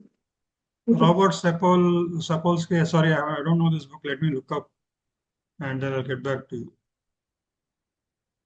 Okay, sir. So the other questions are, I'm a math Go ahead. enthusiast. Sorry? Like one of the question is, I'm a math enthusiast. I missed ISI by 6 marks. May I know how can I continue to nurture my calculus skills? Math enthusiast, I missed what? IIT. What did you say? ISI by 6 marks. May I know how can I continue to nurture my calculus skills? Calculus skills, right? Yes. Yeah, calculus is a lot of stuff at +2 level. And calculus you learn in +2, right? So a lot of books on calculus. It's a long journey from that point to Com Neuro. It's a long journey. But yeah, I mean, take any textbook of calculus in +2, that should be okay. But if you want more a popular introduction to calculus, I need to look up. We used to follow a book called Piskunov at IIT, long way back when I was doing BTech here. That was used for calculus. But any +2 textbook, mathematics textbook should be good enough to start learn some basics of calculus. I hope all the MBBS students, do you have any doubts? Like, actually, we are now moving to the next section. If you have any doubts, you can unmute yourself and speak. All the medicos. So I hope we can move to the next section. This is for uh, the scholars who has a prior knowledge to maths and Python. Okay, so there's a question like from Vaishnav. He's doing BSc Neuroscience Technology, first year. My course only teaches me biology and EEG alone in depth. I'm interested in computational neuroscience, sir. How do I take forward my career in brain-computer interface? I So aspire to work in Neurotech. what is your prior background before you taken this Neurotech course? Because if it is sciences and medicine, then it's one track. But if that person comes from engineering, it's very easy to give the essential, the necessary background to understand EEG in mathematical terms. Yeah, Because, for example, JIPMER also yes, has sir. a program in Neurotech, but it's all completely, there's no maths in it, right? They just describe the machine and signals and all without any mathematics. Mm. So he's asking like how to take forward my career in brain computer interface. So how to like what is the advice like how to take like to have the further development we need to Yeah, advise to so him. thing is, these kind of courses are not readily available. We are trying to make some. Uh, I can give you some articles, but it's very hard to make that kind of a conceptual connection between where you are and where you need to get to, right? Because so the literature says, and for example, if you have to go through a whole 4-year program or something, who has that kind of time, right? So you need to do some simple package courses and then see the connection, and then you will know, okay, I know I've gone from point A to point E or C or something. For the next step, I need this much. That's all. Okay, you take one step and then decide what's the next step. Yes, sir. So what are the courses you would suggest that you're So, aware so of? the thing is, suppose you haven't done maths for quite some time. You need to know linear algebra, that is matrices, matrix theory, right? Very fundamental to this whole field. Matrix theory, linear algebra, and calculus. Okay, and differential equations. This is basic. If you have some more time, you can pick up some probability and statistics. This is basic math syllabus. In programming, you pick up Python. Okay, so but not just read about syntax and all. You do projects, small project assignments, then projects. Uh, because these days, even AI tools are able to just write code for you, but you cannot just directly use them because it doesn't make any sense. You don't know what it is doing. You have to write code from scratch and test it and understand how it works. Only then you can go to AI-based code generation. So if you have left math, you have never touched programming, then you can come to neuroscience later, go back and brush up these math topics and do some programming, and then go to this comp neuro. Otherwise, it'll be overwhelming. See, what happens is people go to some workshop. In workshop, some speakers will come and they'll talk about their research. 3 days, they'll bombard you with all sorts of research results and ideas. At the end of it, typically you pick up some keywords, but you haven't had that kind of a formal, systematic grounding. So those kinds of workshops I don't think are very useful, right? Where people come and give research talks. What you need is a workshop which will take you through the basics, makes you do exercises, right, and gives you feedback on the spot, and it should make you do it, and not just give you lectures, right? And you do one such workshop, and it will give you a lot more clarity about what to do next, rather than these research type workshops, where I myself was there at IIT BHU recently at a Comp Neuro workshop. I also gave a talk. There are a lot of research talks. If I put myself in the shoes of, let's say, a doctor attending that workshop, medical student, I'll find very interesting. Oh, a lot of fun stuff. People are talking very high from and all that. But then, how will I use all that? Right? I don't think that kind of workshop is very useful. It should be like a tutorial type workshop. It will make you actually do things and take you from point A to point B. Otherwise, you can keep on attending such workshops all year long. You'll be no better off. It will be a waste of time, waste of money. Yes, sir. So somebody so is we are, saying, go ahead. Somebody is in the chat box. Yeah, there is another question from Jiban. Hi, sir. I'm recent graduate in Master in Neuroscience. My thesis was on TMS and DES. I want to transit into modeling aspect, like how to go forward with it. I'm comfortable with programming as well. Very good. So usually a lot of these MSc neurophysiology, MSc neurobiology kind of courses or neuroscience, they teach neuroscience without any mathematical background. But if you want to do TMS, there's a TMS or DBS. What was it? TMS and DES, both are there. DBS, yeah. His thesis, yeah. Yeah. So before you straight away, get into modeling DBS and TMS and all, which is very sophisticated in modeling area. Like what I've covered in this class, right? That is, what is a neuron? What is a neural network? How does it learn? And can you program it yourself and train to make it train and train it to do something? This is the very basic experience, expertise you need to have, right? And after that, so if you're talking about DBS, for example, DBS, or let us say for Parkinson's, then you need to get into modeling basal ganglia. Then you need to simulate how DBS works on that. That becomes, I have students doing PhD on that, and they come from engineering. That means 4 years of engineering, 2 years of master's, and then 5 years of PhD. So you cannot directly make that jump.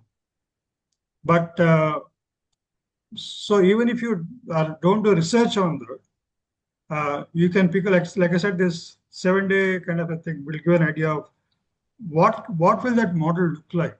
What will they do in these models of DBS? That they'll be able to understand, I think. But trying to do research in that is very hard if you haven't done math and programming for a long time. Okay, sir. So we're moving to the next question. I'm a graduate in psychology and have design manufacturing IISc. How can I go into computational neuroscience? Are there any internship available, and what's your advice? Yeah, so psychology also, there's a lot of very nice computation modeling work. For that also, again, this kind of a staging is necessary, right? So for example, I mean, again, I don't want to keep talking about my courses. For example, IIT Hyderabad has these 1 credit courses. Okay, so because you think if you take Udemy or something, they just give you some talks and you'll have 100 doubts and there's nobody to clarify. You need to have somebody to clarify. You need to have a one-on-one, right? So I believe IIT Hyderabad has this short courses, 1 week, 2 weeks kind of things. And if there's anything like that in this space, you can take it. So which means other players also might be having it, right? Yeah. Again, I'll say start from the basics, right? Like a week or 10 days. Yeah. Okay, sir. I can send you some papers from my group, like if you're talking about psychology, whether that kind of work is what is needed. I can even suggest some books on computational cognitive neuroscience. Like Munakata and O'Reilly is a very nice book, MIT publication. We are also doing some work with the computational psychiatry department in New York, in Icahn School of Medicine, New York.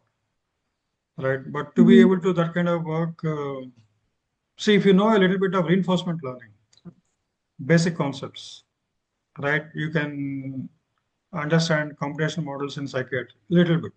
You can make an entry, right?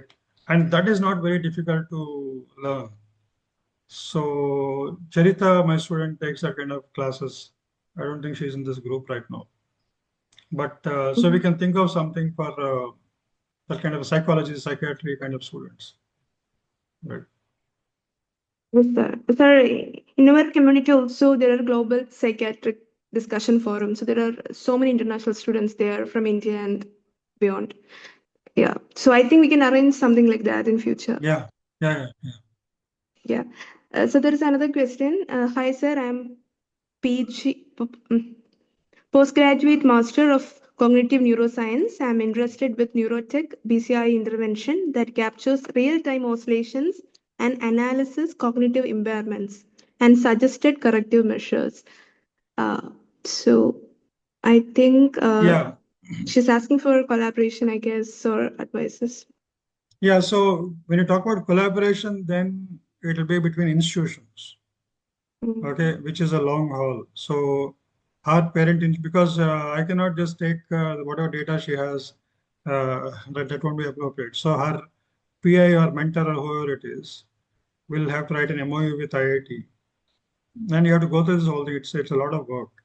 But if you are using some data from the internet and doing some number crunching, that's okay.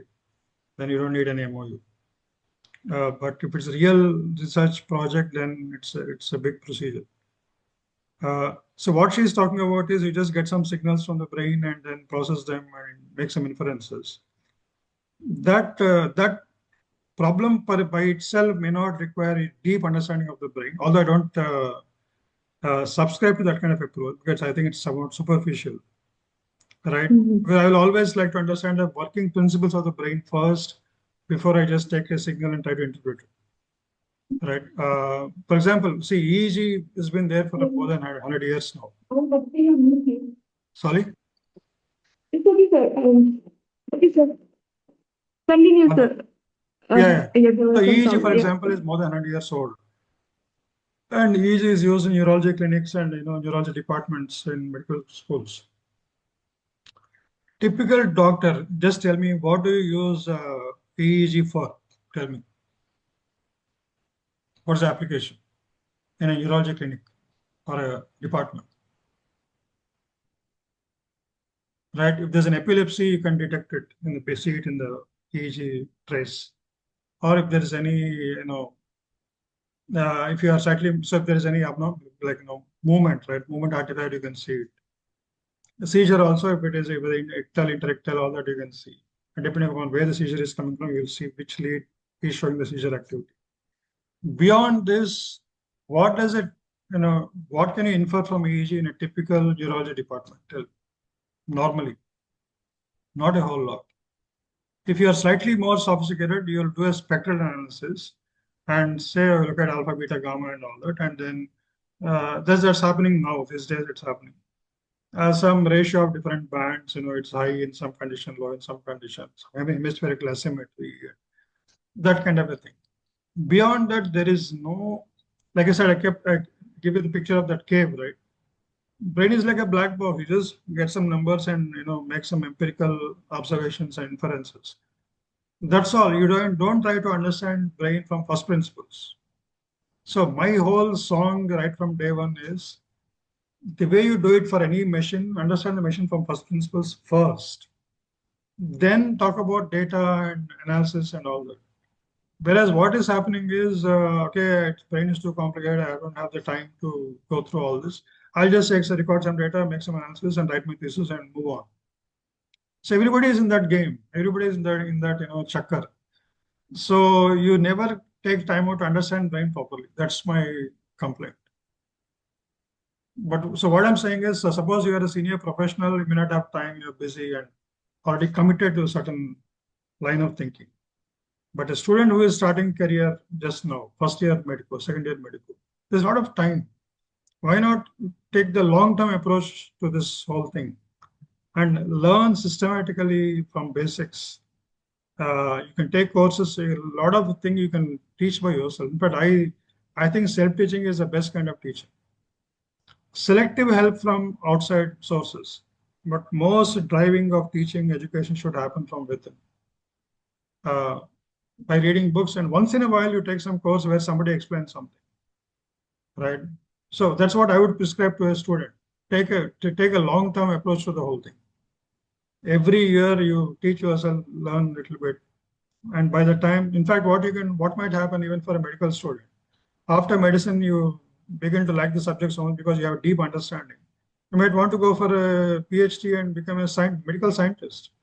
In fact, MD PhD programs are also slowly becoming popular because for a medical student, the traditional route of becoming a doctor and specialization and practitioner, That's not the only thing now. You can also get into research and go for MD PhD. Suchitra, for example, has MD PhD programs.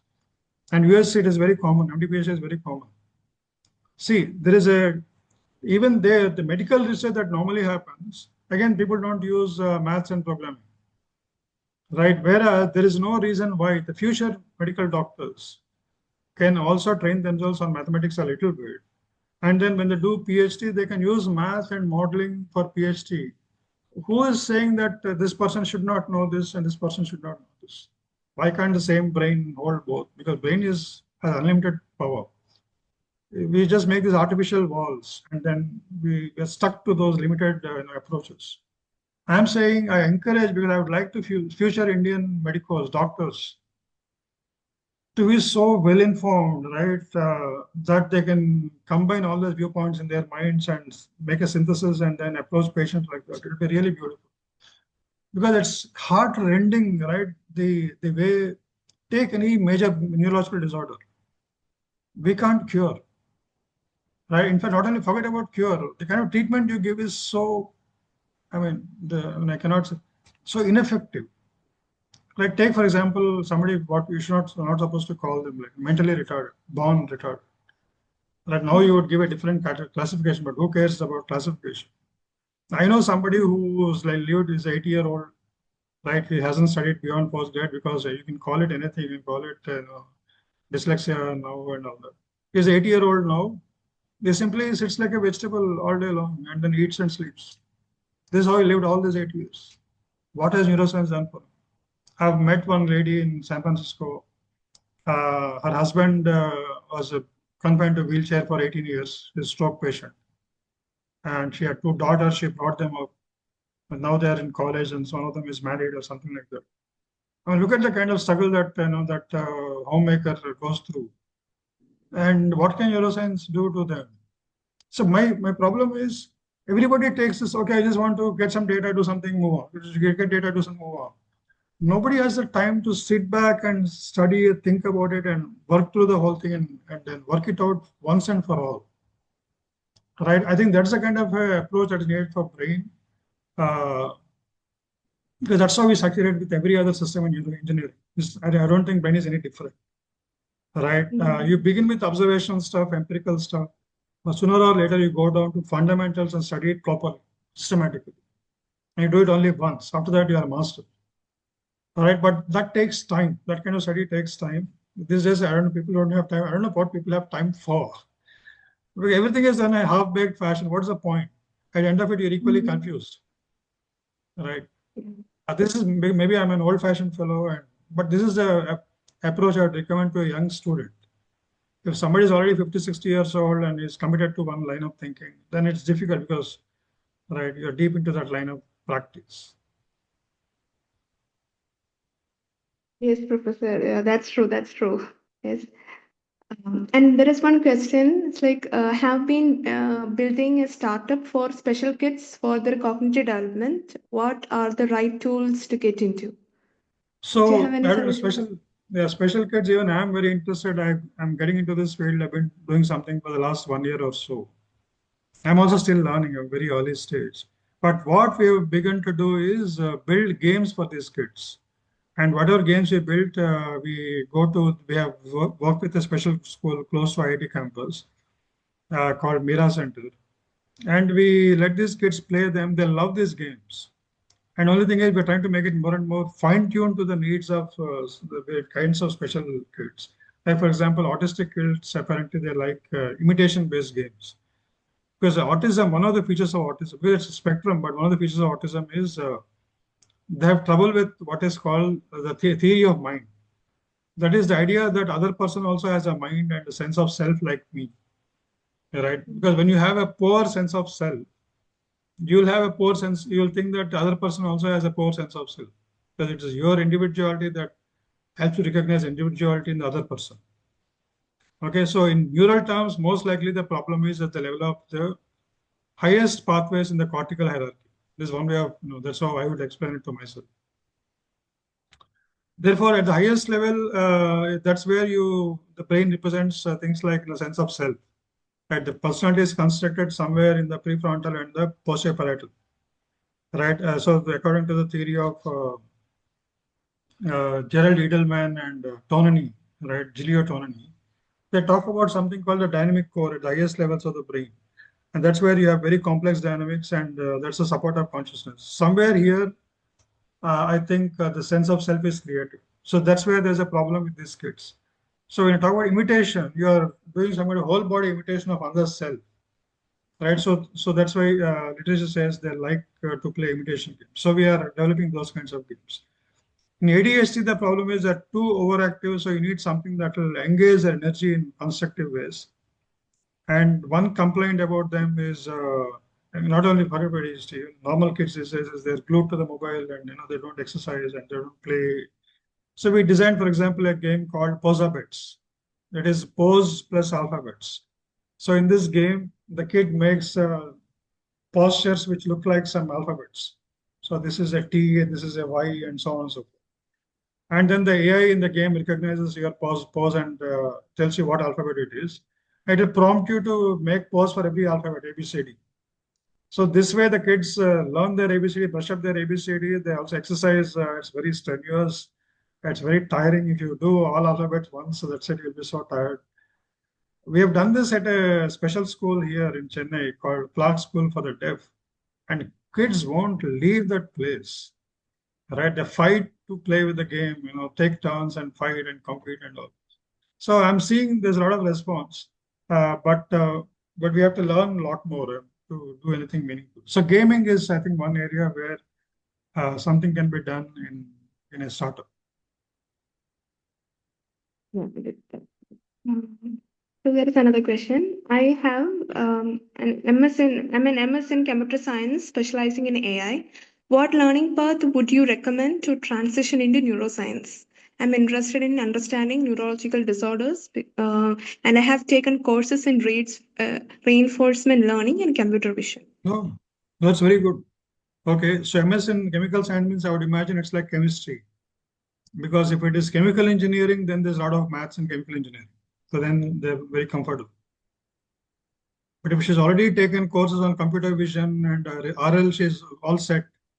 RL combined with deep neural networks, if you're able to do that, then you're all set. I mean, from there, you can go anywhere you want in Comp Neuro. You can even take up a specific topic and study it. I can even suggest literature. Okay, you know this, so you can study this. And you can go in this direction. Yeah. Yeah, she's well placed. Yes, sir. Yes, sir. Lakshita, you can email me so that I will give you the necessary resources when sir send me. Okay. Yeah. Yeah. So the next question. Hello, sir. I'm currently doing BSc Neuroscience Technology, Aligned Health Science from Government Medical College Srinagar, and also side learning programming, basic math and AI. I also have interest in cognitive computational neuroscience for future higher studies. Attended short course on computational neuroscience by IIT BHU. Currently, I am working on an EEG assistive AI diagnostic platform. I would love to get in your guidance and mentorship as for upcoming 3 to 4 years. Computational models for neurodegenerative diseases. So, what's your comment on this? See, He's I don't basically know. asking your guidance. Yeah. So did you say you work at NIT Srinagar? Where is she Yeah. studying? Actually, he's doing BSc Neuroscience Technology from Government Medical College Srinagar, and also he has Okay, medical college. grip Okay. with programming. So he knows some programming and some Math. basic math, right? Yes. Mm. So I don't know. For example, there is this BSc data analysis kind of course offered by IIT. It's an online course, right? He can take that. Then if he can do enough to take one course on deep learning, deep neural networks, I think he's all set because he already has some background in programming and basic math. He should be able to take some courses on data analysis.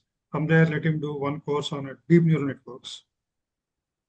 After that, I mean, that's enough training to do some basic work in Comp Neuro subsequently. Yeah. So actually, he taken a short course on computational neuroscience by IIT BHU, and he's also working on EEG assistive AI diagnostic platform. So, Okay. So when you say computational neuroscience short course, mm, two things. One is I myself was at a comp neuro workshop in IIT BHU just a couple of months ago, right? And that's more like a research workshop. Okay, I yeah, don't know if they also had a tutorial because I was there only for one day and I did my talk and left. But if there's also tutorial components where somebody like in a regular classroom, they start from basics, work through all the basics and answer questions and clarify doubts. Okay, if that kind of a thing is there, then it's very useful. Research talks will be like mostly overhead. Even for me, a lot of research talks are overhead. So for a student, I can imagine.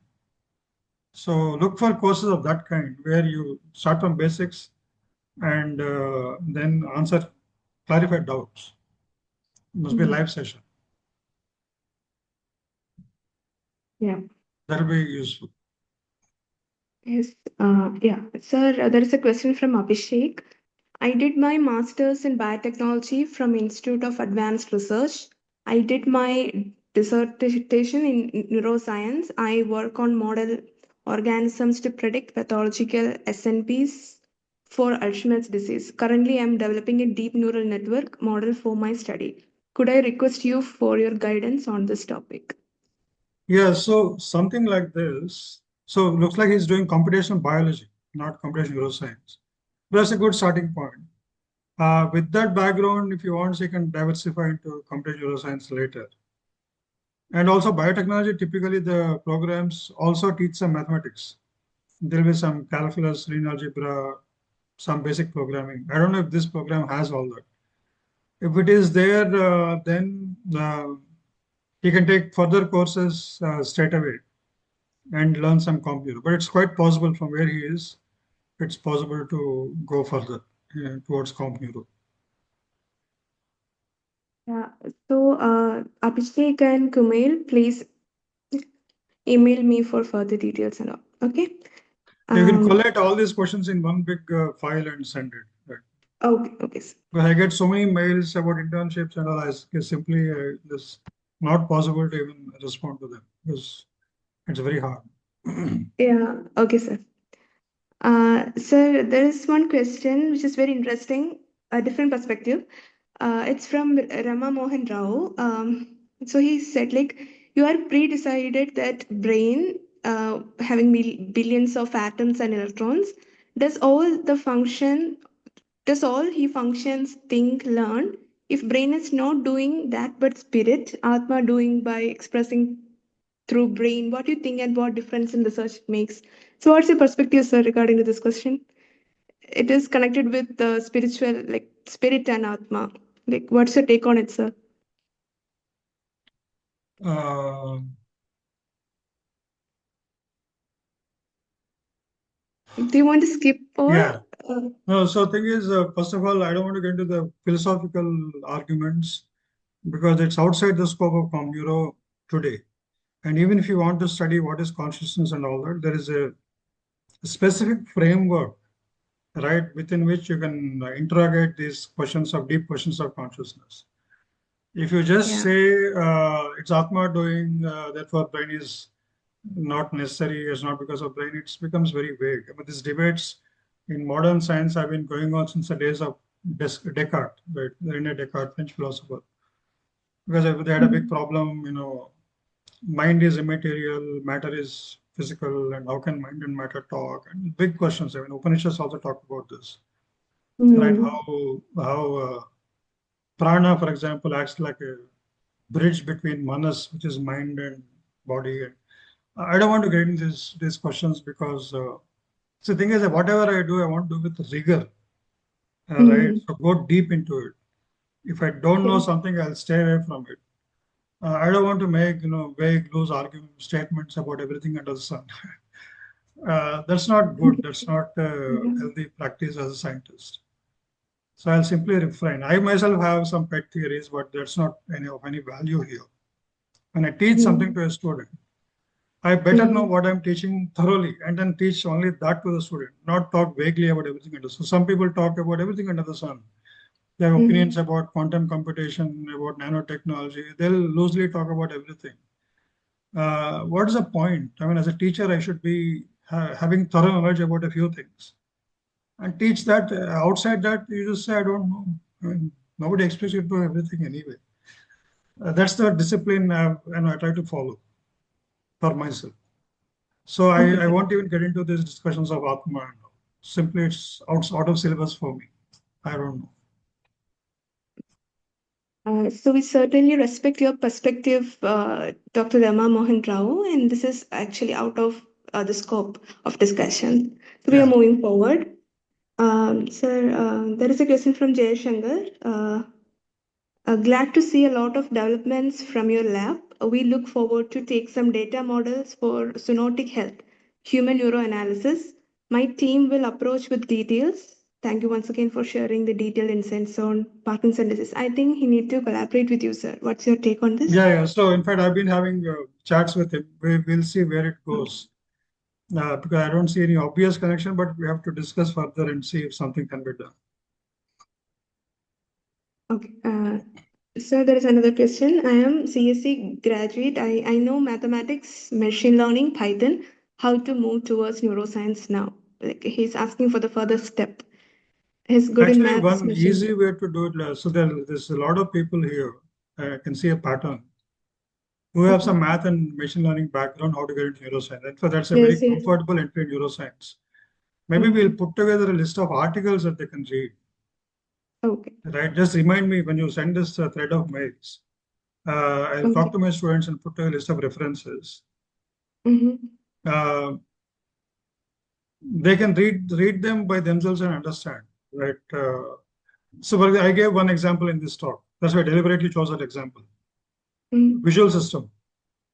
The difference of Kell and McDermott. How using a simple CNN you can explain data from visual system. That's a very beautiful demonstration of right how you can use deep learning models to understand something in the brain.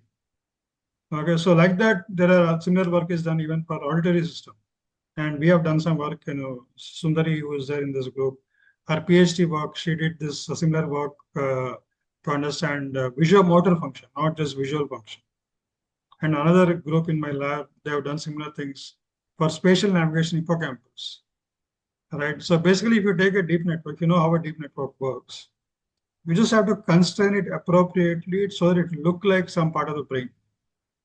If it is vision, how do you do it? If it is motor function, especially if you are trying to understand stroke, when stroke you want to understand hemispherical interaction, interhemispherical interaction.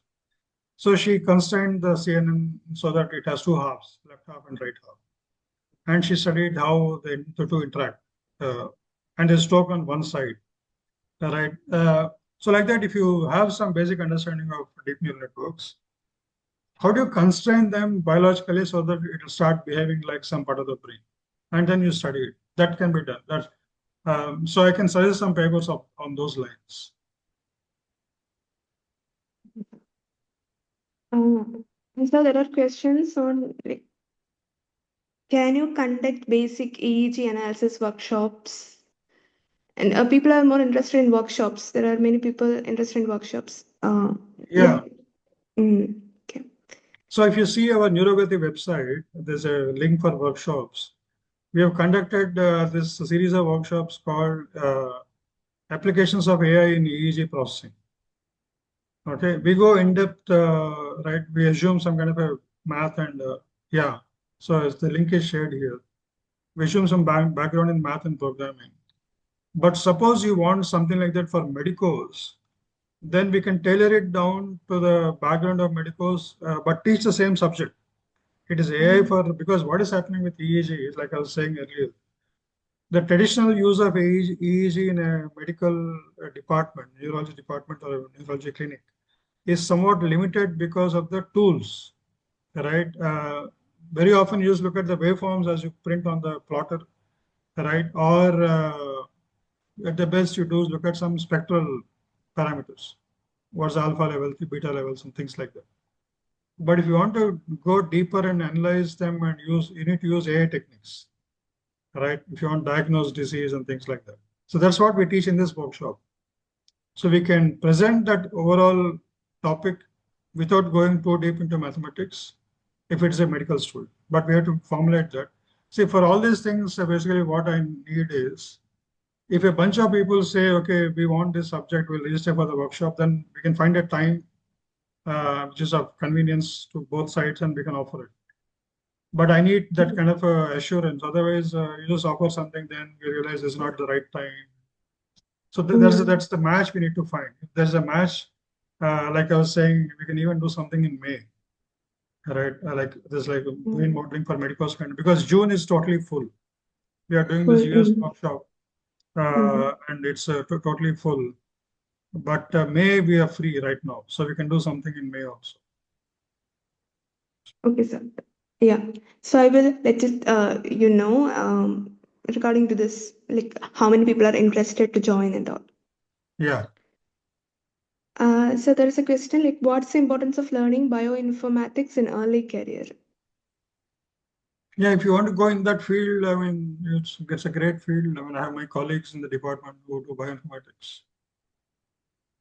I don't know much about it, but it's a very important field.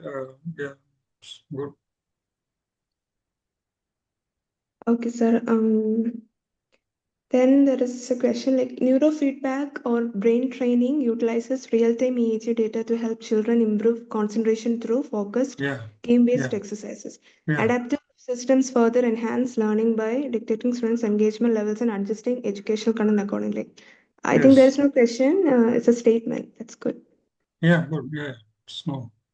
I know, for Uh, example, this is the Neurotech startup called Neurostellar, who does this kind of thing. His name is Karthik Raghavendran. He's probably he gave a talk recently. We offered a workshop on EEG, AI applications in EEG. Yes, sir. And we'll probably also invite him for the summer workshop.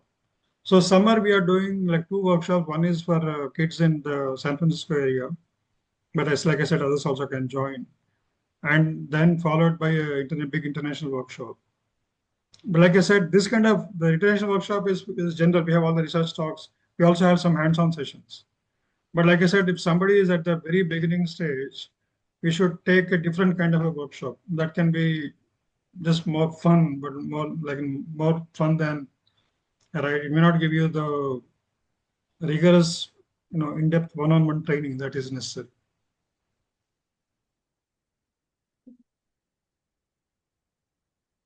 Um,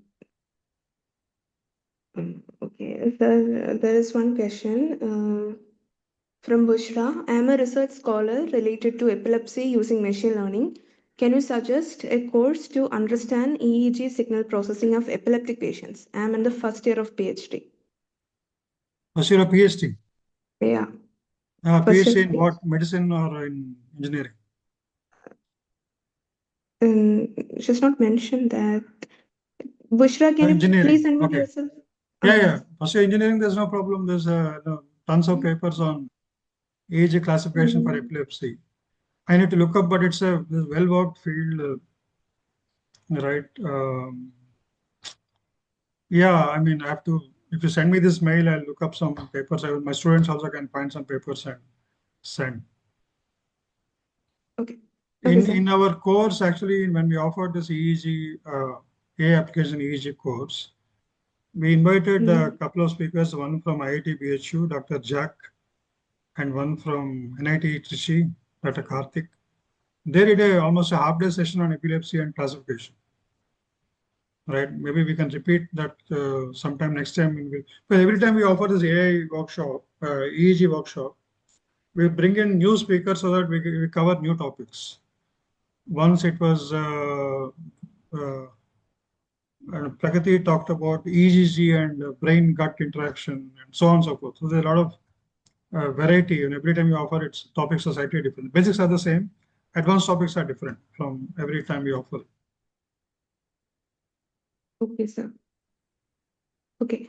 That's one question. Is it possible to develop a cognition ability in our input parameter in a deep neural model stimulation? If yes, how can we do that? Sorry, and say it again. Is it Is possible it to? possible to develop a cognition ability in our input parameter in a deep neural model stimulation? Asking. I can't really understand. You can make a deep Abhishek, neural network can you, perform cognitive tasks. That is straightforward. But yeah. Abhishek, could you please unmute yourself and ask the question hmm. if you're present?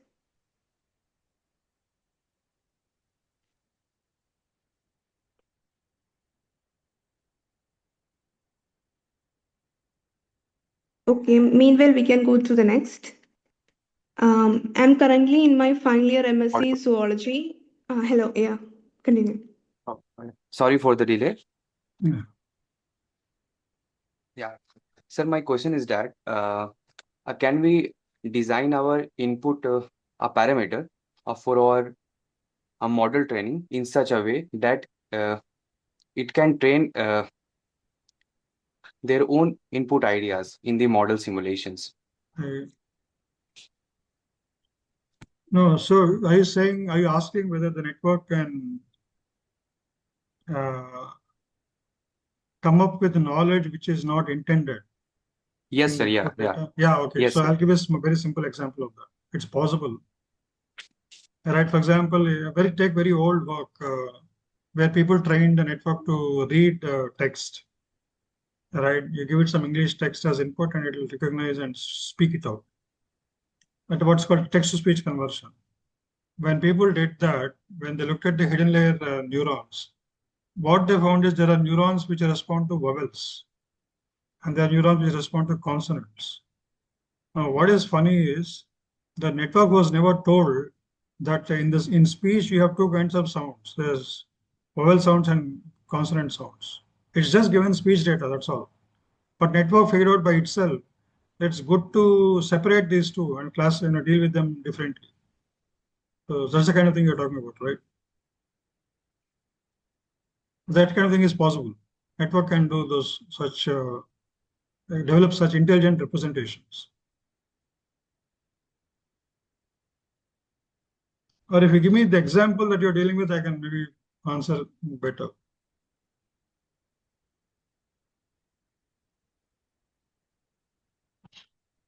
Okay.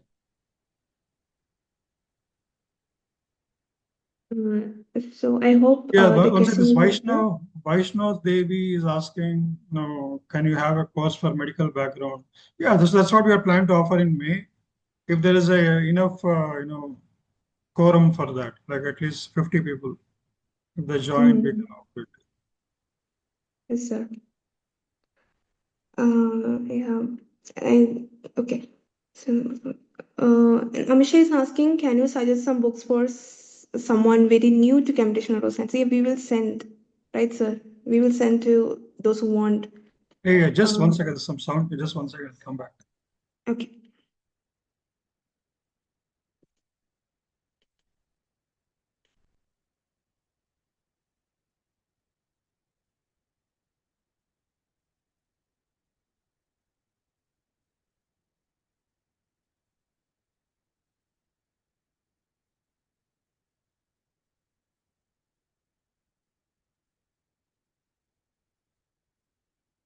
Yeah, if I miss any questions, we can unmute yourself and ask the professor, okay? I hope I have covered almost all the questions. Yeah, hi. Yeah, sir, yeah, so Yeah, she's this Vaishnav Devi is asking. asking, so that's exactly the kind of workshop we are planning to give for medical students. So we'll keep it very simple. Yes. Okay, sir, there is one question like Amisha, can you also suggest some books for someone very new to computational neuroscience? Like we will provide, right, sir? Yeah. The books. Okay. So thing is, my book is easy to read, but it's the Springer book, it's a bit expensive. They also have a book called Computational Brain. So I'll give you these titles. You can go through that. Okay, sir. Sir, there is one question which is an experience, I guess. I'm going to read. I want to share my experience of a situation. I was studying 10, then my grandma took me to a homeopathic doctor But most people see him as a Guruji, but he's a doctor. He checked my pulse. That's it, nothing more. He asked me some questions. So basically, he asked some questions and checked the pulse. I replied in my mind before telling to him. Okay, he replied to what I told in my mind, not just once, but whole 4 minutes conversation. I think that person actually told what is in his mind. I mean, the patient's mind. Okay. Okay. Yeah. Well, not only just once, but the whole 4 minutes conversation is like that. Even now, when I reminds it, I feel astonished. It is one of the incident wanted me to unravel brain and find answers to these things. How it's good possible. I wanted to talk to him after a few years, but I couldn't help. He died. So, what happened here in this situation, sir? Like he's talking on some phenomenon like we use in spirituality, like telepathy or something, understanding one's own the other person's brain before the other person speak, like that. So, did you have any take on this, sir? So it's Like this what is question has actually? many things going on. I'll respond to one aspect of it. For example, the pulse reading, Mm, right? That person felt the pulse and was able to say many things, right?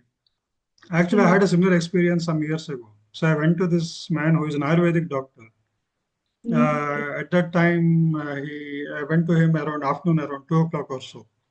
He saw my pulse and said, "You must have had lunch a couple of hours ago, and I can feel the peristalsis going on."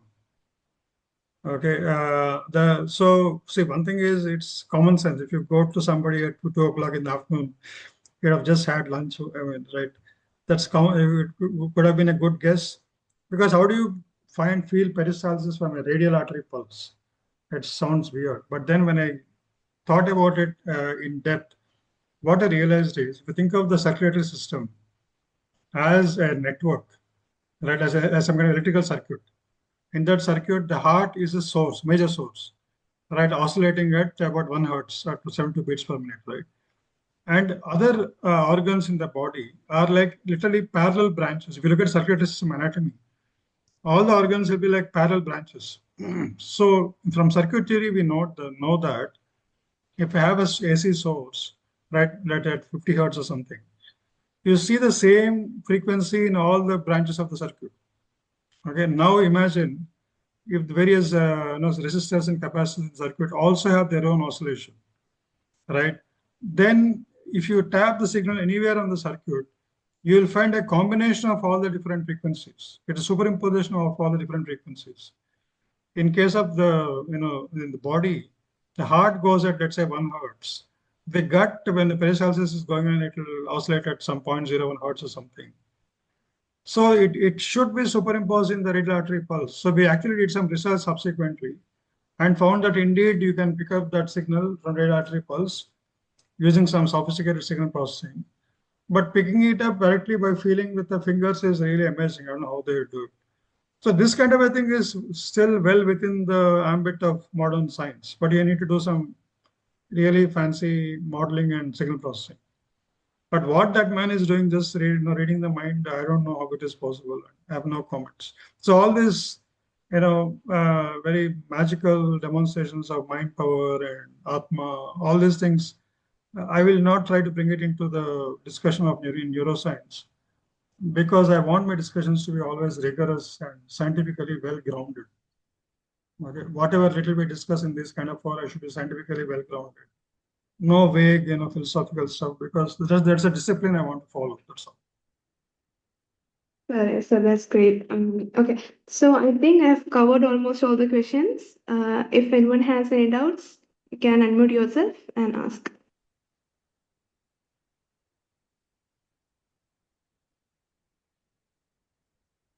Hello. Hello, yes.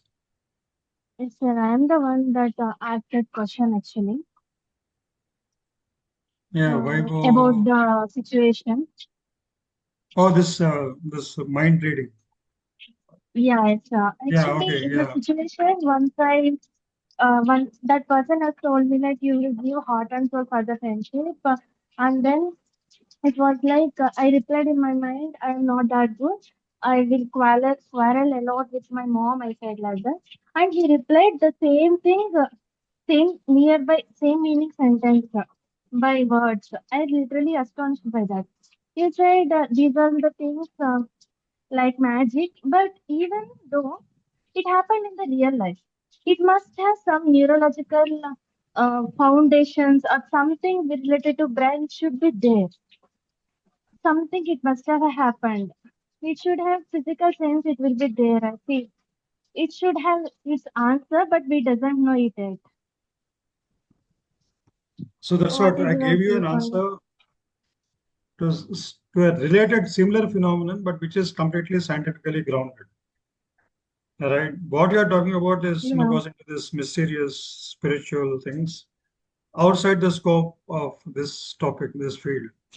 So I'll just say I don't Even know. No it's problem. It's yeah. possible that people have those kinds of capacities, but how? I also seen this kind of this thing, but from a scientific point of view, I have no idea how to even account for it. So I'll just leave it. I won't be talking about them in the workshops ever, Yeah. because yeah, it's the syllabus is well defined. Yeah. There is one. Thank you. Thank you so much. And there is one question. It's like how much physics is needed for How? computational neuroscience? Sorry, say it again. I lost you. There is one question like how in-depth physics we need to know in Physics? computational neuroscience. Physics, yeah. No, not much, because it depends. So there is a whole subfield of computational neuroscience where you do biophysical modeling. So people do models of single neurons and the fibers and ion channel function and all that. For that, you need to know some physics, electrochemistry, models of chemistry and models on chemistry. But otherwise, what we normally do is you make it slightly abstract. You deal with abstract neurons, define them mathematically. After that, you forget about physics, which is not good. Depends on your research problem. For certain research problems, you need to know physics. For certain others, you don't have to know.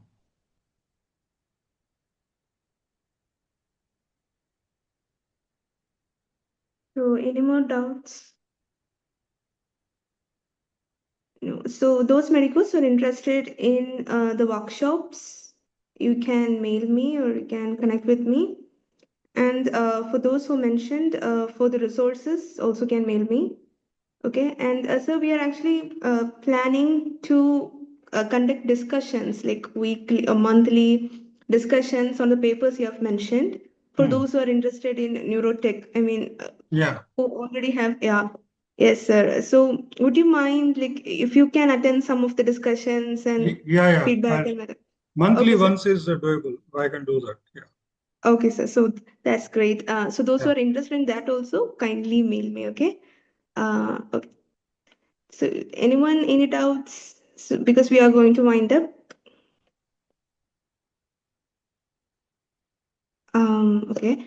So actually we have one more discussion forum newly formed in our group, Precision Neuropsychiatry. So those who are interested in that also, just join. Yeah. Sir, actually we have a group called Quantum Medicine. Okay. So quantum medicine. So Okay. we are actually like exploring the possibilities, like how this quantum phenomenon is there any phenomenon is happening in the living cells. So we have found some of the papers, which is very interesting. But the problem is there are so many mathematical frameworks. Yeah. Yeah, it's very difficult. Yeah, I understand. So we also had a plan for the discussions of quantum medicines also. So if you have like if you know anyone who is working in this field, if you can connect with me, then we can share some insights regarding to that also. I will find out because I don't know anything about this. I've been trying to. So I have a colleague in physics department who is a quantum mechanist. I've been trying to get him interested in some neuroscience problems so that we can collaborate.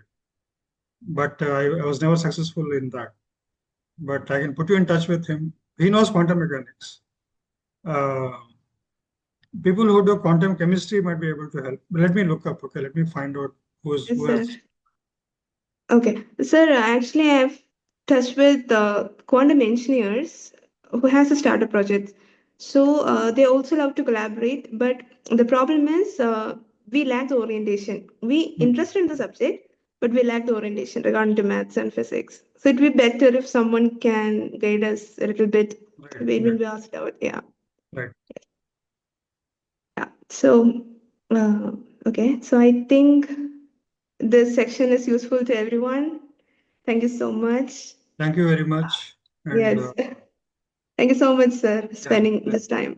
Yeah, let's keep in touch. Thank you. Okay. Thank you.